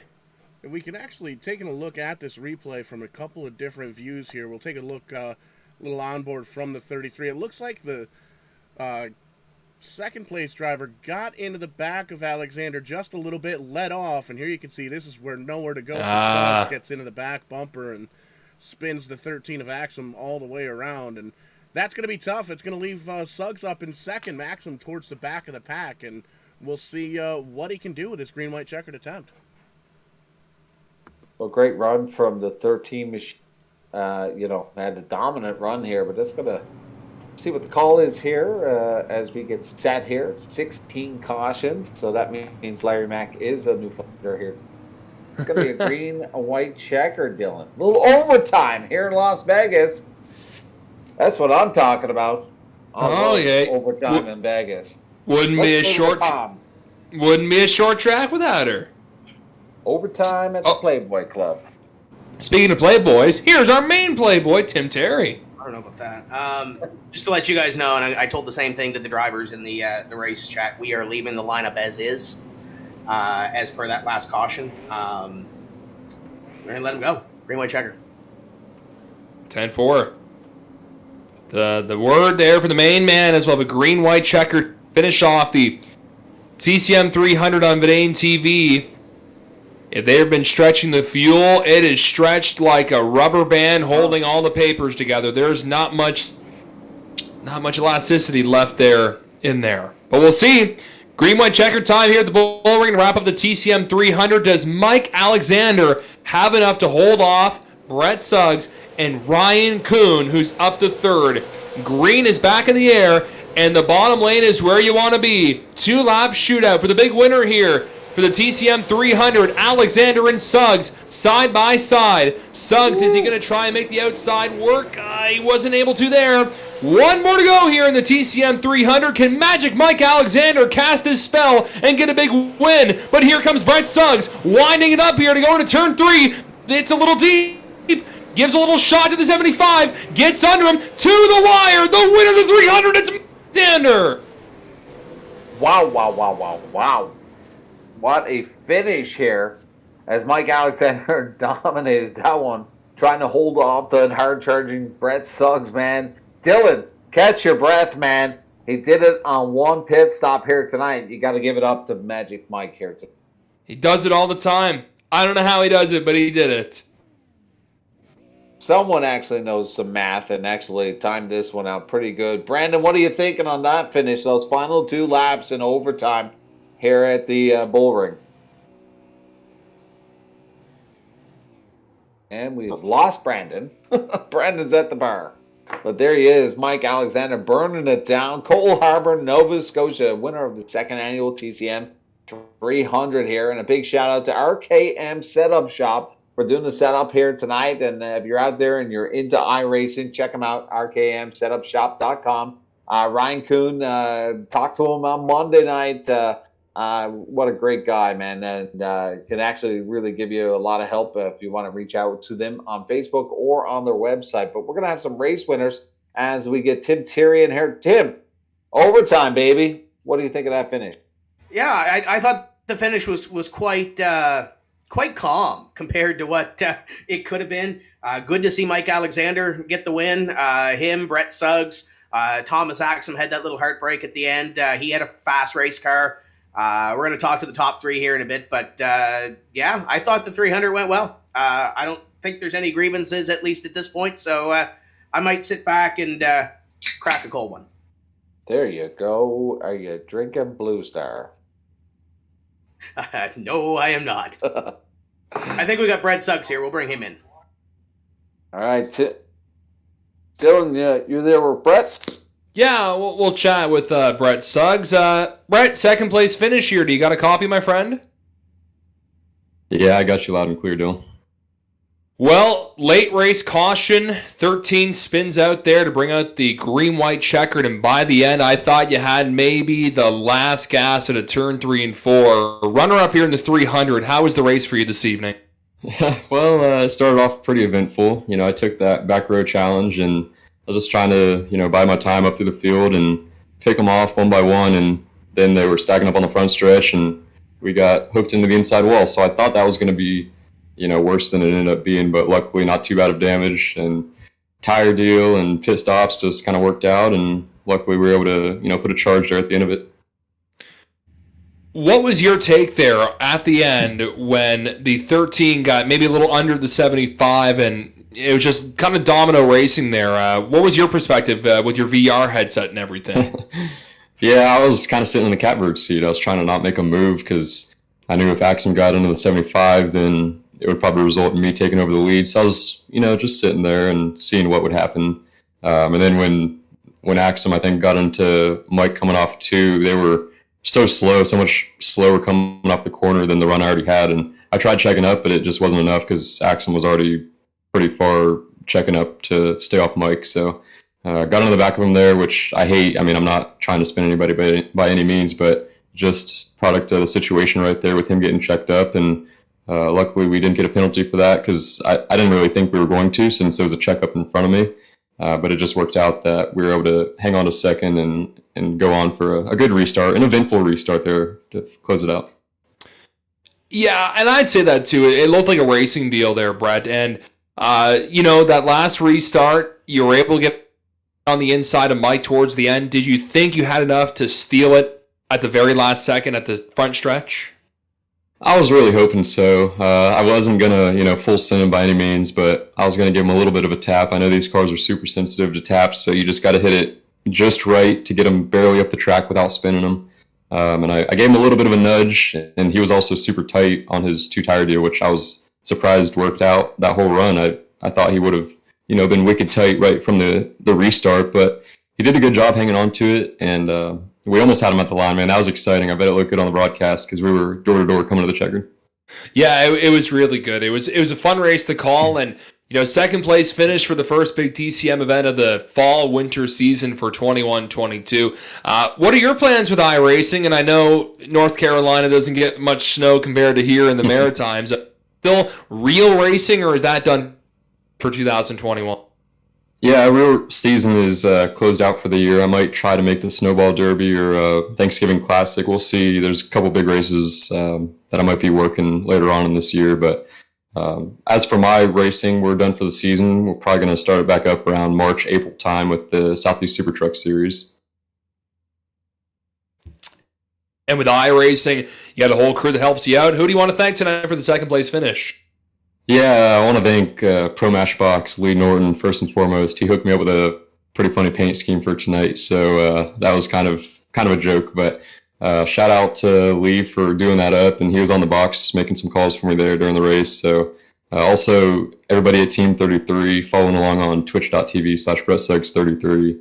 They definitely saw one wild race, and it was a lot of fun to get back to the TCM deal. Looking forward to it later on in the season. It's probably going to be a really good season this winter. But and of course, the Real Racing sponsors. We've got Brett Suggs Racing Marketing. We've got the Custom Matco, Lake Norman Power Cleaning. Everybody that puts this whole deal together. T1S Racing. Tim, with this league, it's shaping up to be a really fun one. And everybody at Vidane TV, you guys killer broadcast. Can't wait to watch it. You betcha, man. Thank you very much, Brett. Congrats on the second place finish. Appreciate it. Congrats to Mike on the win there. Speaking of victory lane, maybe we'll get two mics down in the virtual victory lane. Mike Alexander, do you want to chat with Mike James? Mike James, you want to chat with Mike Alexander?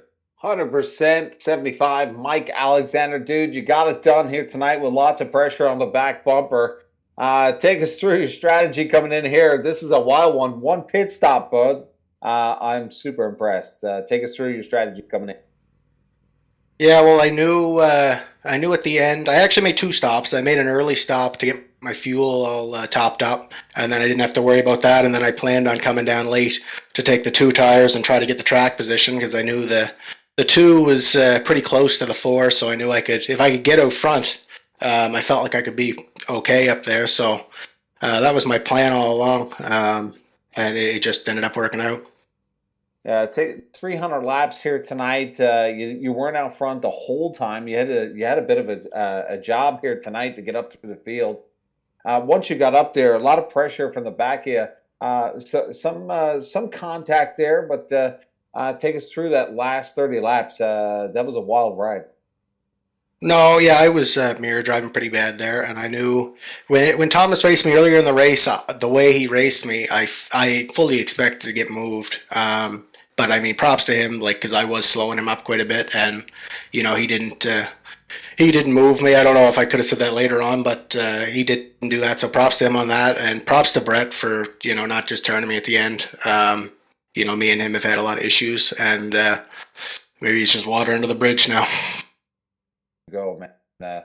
Always great to see the 75, and like I said, strategy here tonight. Wild run from you guys. Who gets it done for you here on the 75? I just want to thank the guys at Rev Racing, like always. Arnar Kinsman's Auto Salvage, Xander Sign Group, CRF Chassis, Port City Race Cars, all my family and friends that watch every week.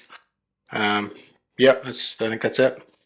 Well, we haven't seen you in a while, or I've been in the real race world for a while, so just getting back to the server here now, but just take us back through your 2021 season. Many success on the real racetrack this season?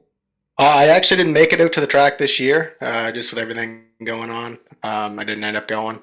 And I haven't been playing iRacing since the last year Tim's races. But I just figured I'd fire it up for this stuff. Well, plenty of time to get back to the real racetrack. Any plans for 2022? Hopefully, if everything opens back up and gets back to normal, I'll probably bring it out. But I'd really like to get back to the norm.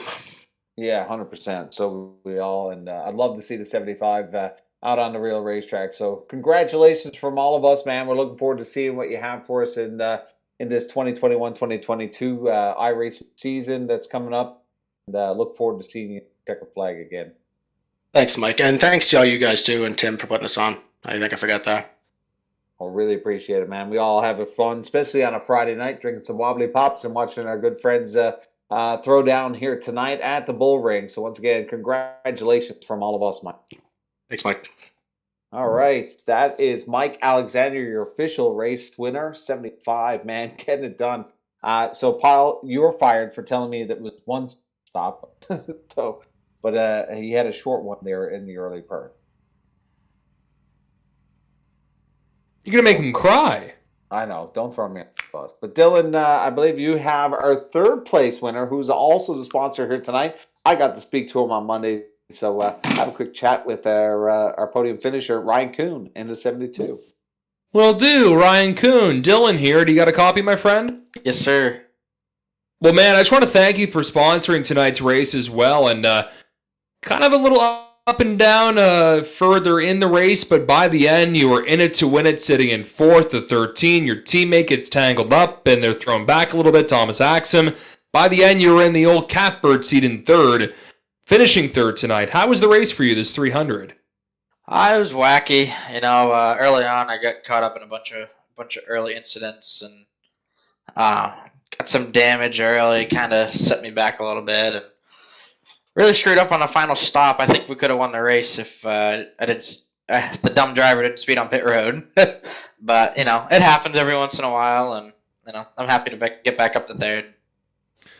What was your perspective there when Thomas got turned? I don't know. I just saw them all stacked up. I think Tom tried to make a move on the leader, and they just all bottled up. And Suggs couldn't check up in time and got in the back of him, spun him around. But that's just race. That's just a racing deal, and I saw a little bit of it, but it was definitely tough to pass.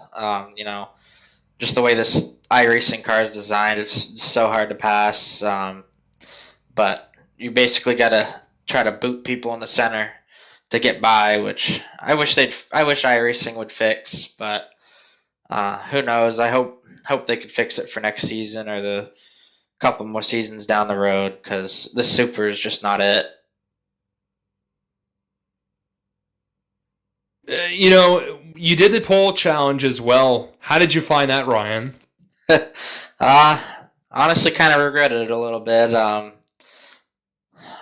Like I said, got caught up in a couple early incidents and kind of set me back, and it's just tough getting through. It's so hard to pass, and if this was one of the old, like what they call it, the V6 tire model car, I would have probably been a lot better. But with this car and the tire model they have on it, it's so hard to pass. It doesn't matter what setup you're on. It's just so hard to pass. Well, Ryan, I know that you've got your whole iRacing setup deal here. Do you want to let the fans watching know about that? Yeah. I got a company called RKM Setup Shop. You guys can check us out. We donate to a lot of charities for good causes, and really, honestly, a lot of our profits go to charity. We're actually going to participate in Toys for Tots. I think we're going to take about 50% of sales and donate that and buy some toys for kids and Toys for Tots. So that'll be a cool deal coming up down the road. If anyone has any questions, they can contact me personally or the Setup Shop page. And it's a cool little deal. You guys should check us out.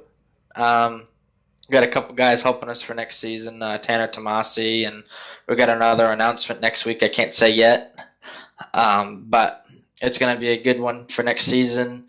Big plans coming up. Just announced we have season passes coming for next season, so I know a lot of people are asking about that. So, hell, if you guys want to check us out, and yeah. Anybody else you want to thank there, Ryan? I'd like to thank Bernier's Liquors, Everett's Auto Parts, Studio 10 Wraps, RS for painting this car. I was supposed to run a different paint scheme. Once again, I forgot. Sorry, Jesse. I was supposed to run his paint scheme for this race, but forgot again. But Coastal Heritage Bank, Kawiki Driver Development Program, our camp setup shop, already said them. You guys up in the booth, Tim for putting this deal on. It was a really fun deal, so I appreciate you guys. Well, we appreciate you again sponsoring the race and having a hand in with this, Ryan, and good top 3, and hope to see you at a few more events here this winter. Absolutely. Thank you, guys. Ryan Kuhn, the man who helped sponsor this race, and the man finishing 3rd tonight in the 2nd annual TCM 300. So there we go. Tim Terry, Nova Scotia was able to fend off a few Americans, a few Ontarians, Islanders of that sort. Fun race here. Yeah, it was a great cross section of drivers throughout. A couple of drivers coming up from the U.S. side, and obviously our Atlantic Canadian friends as well. So congratulations to Mike Alexander on the win. Great race by everybody. Again, thank you to Ryan Kuhn and RKM Setup Shop. Everybody that ran this evening ran an RKM setup underneath the race car. So we mentioned the upcoming events coming up. We're going to do some road racing with the street stock at Lime Rock next week. Something fun, something a little bit different. Going to be open setup. And then I think we're going to throw a super race in there somewhere, fixed setup somewhere. I got to figure out where and what we're doing and get a hold of Ryan and go from there. We also have the Brandon Campbell Open Invitational. Brandon, are you still with us? Yeah, well, I went over to talk to Kuhn for a minute in his Discord, and next thing you know, he popped over here, so I thought I may as well follow him. Oh, so you're the fanboy tonight? Yeah, always, actually. Big fan. So the next time... something like... So the next time we're on Vidane TV, we're racing the Legend car. This is your idea, so give the fans what they're a little bit of what they're going to see on December 2nd. Well, it's what we don't usually do often. It's something different than the super late model. We're going to run Legends at Southern National. So a lot of fans around here I know have seen the Legends in real life, so we're going to have some Legends. Yeah, it's going to be a fun little show. That's the next scheduled TCM race on Vidane TV is December 2nd, 9 o'clock, and it's open to everybody. So if you want to get involved in it, send us a message on the Tim's Corner Motorsports page. Get a hold of us. We'll get you on there. Paul, I know, is a little under the weather, so I think he wants me to tell everybody that the East Coast Winter League is coming up on Sunday. Kopech had, I think, 80-something drivers sign up, getting ready for that one. So that one's going to be a good show on Sunday as they kick off their season. Obviously, Vidane TV is the home of Neps. They are off next week because of Thanksgiving. We have Tim's Corner Live coming up on Wednesday night where we will discuss with somebody. I think we're getting close to bringing on an 8-time champion in Brad Mann. I think we're getting close to that. Yeah, I know. You're excited, aren't you? Oh, my gosh. You again. He's a good friend of me. He said he would come on at some point, so I think we're almost getting to that point. And then Loose Lugs coming up next Wednesday as well, and then everybody can enjoy the Thanksgiving holiday on the U.S. side, and we'll probably be doing some racing next week as well. So that's going to do it for us here this evening from the TCM 300. Mike, Brandon, Dylan, Paul, thank you very much for putting on this show. TCM is back for iRacing on December 2nd. We're back on the live show next Wednesday night for episode number 39. So on behalf of everybody here, thank you for being a part of the TCM 300, whether you're watching or whether you were on track. Until next time, keep the hammer down, and we'll see you at the track. Right, Brandon? Drinking Bush. At the track. Drinking Bush. At the track. Drinking Bush. Track.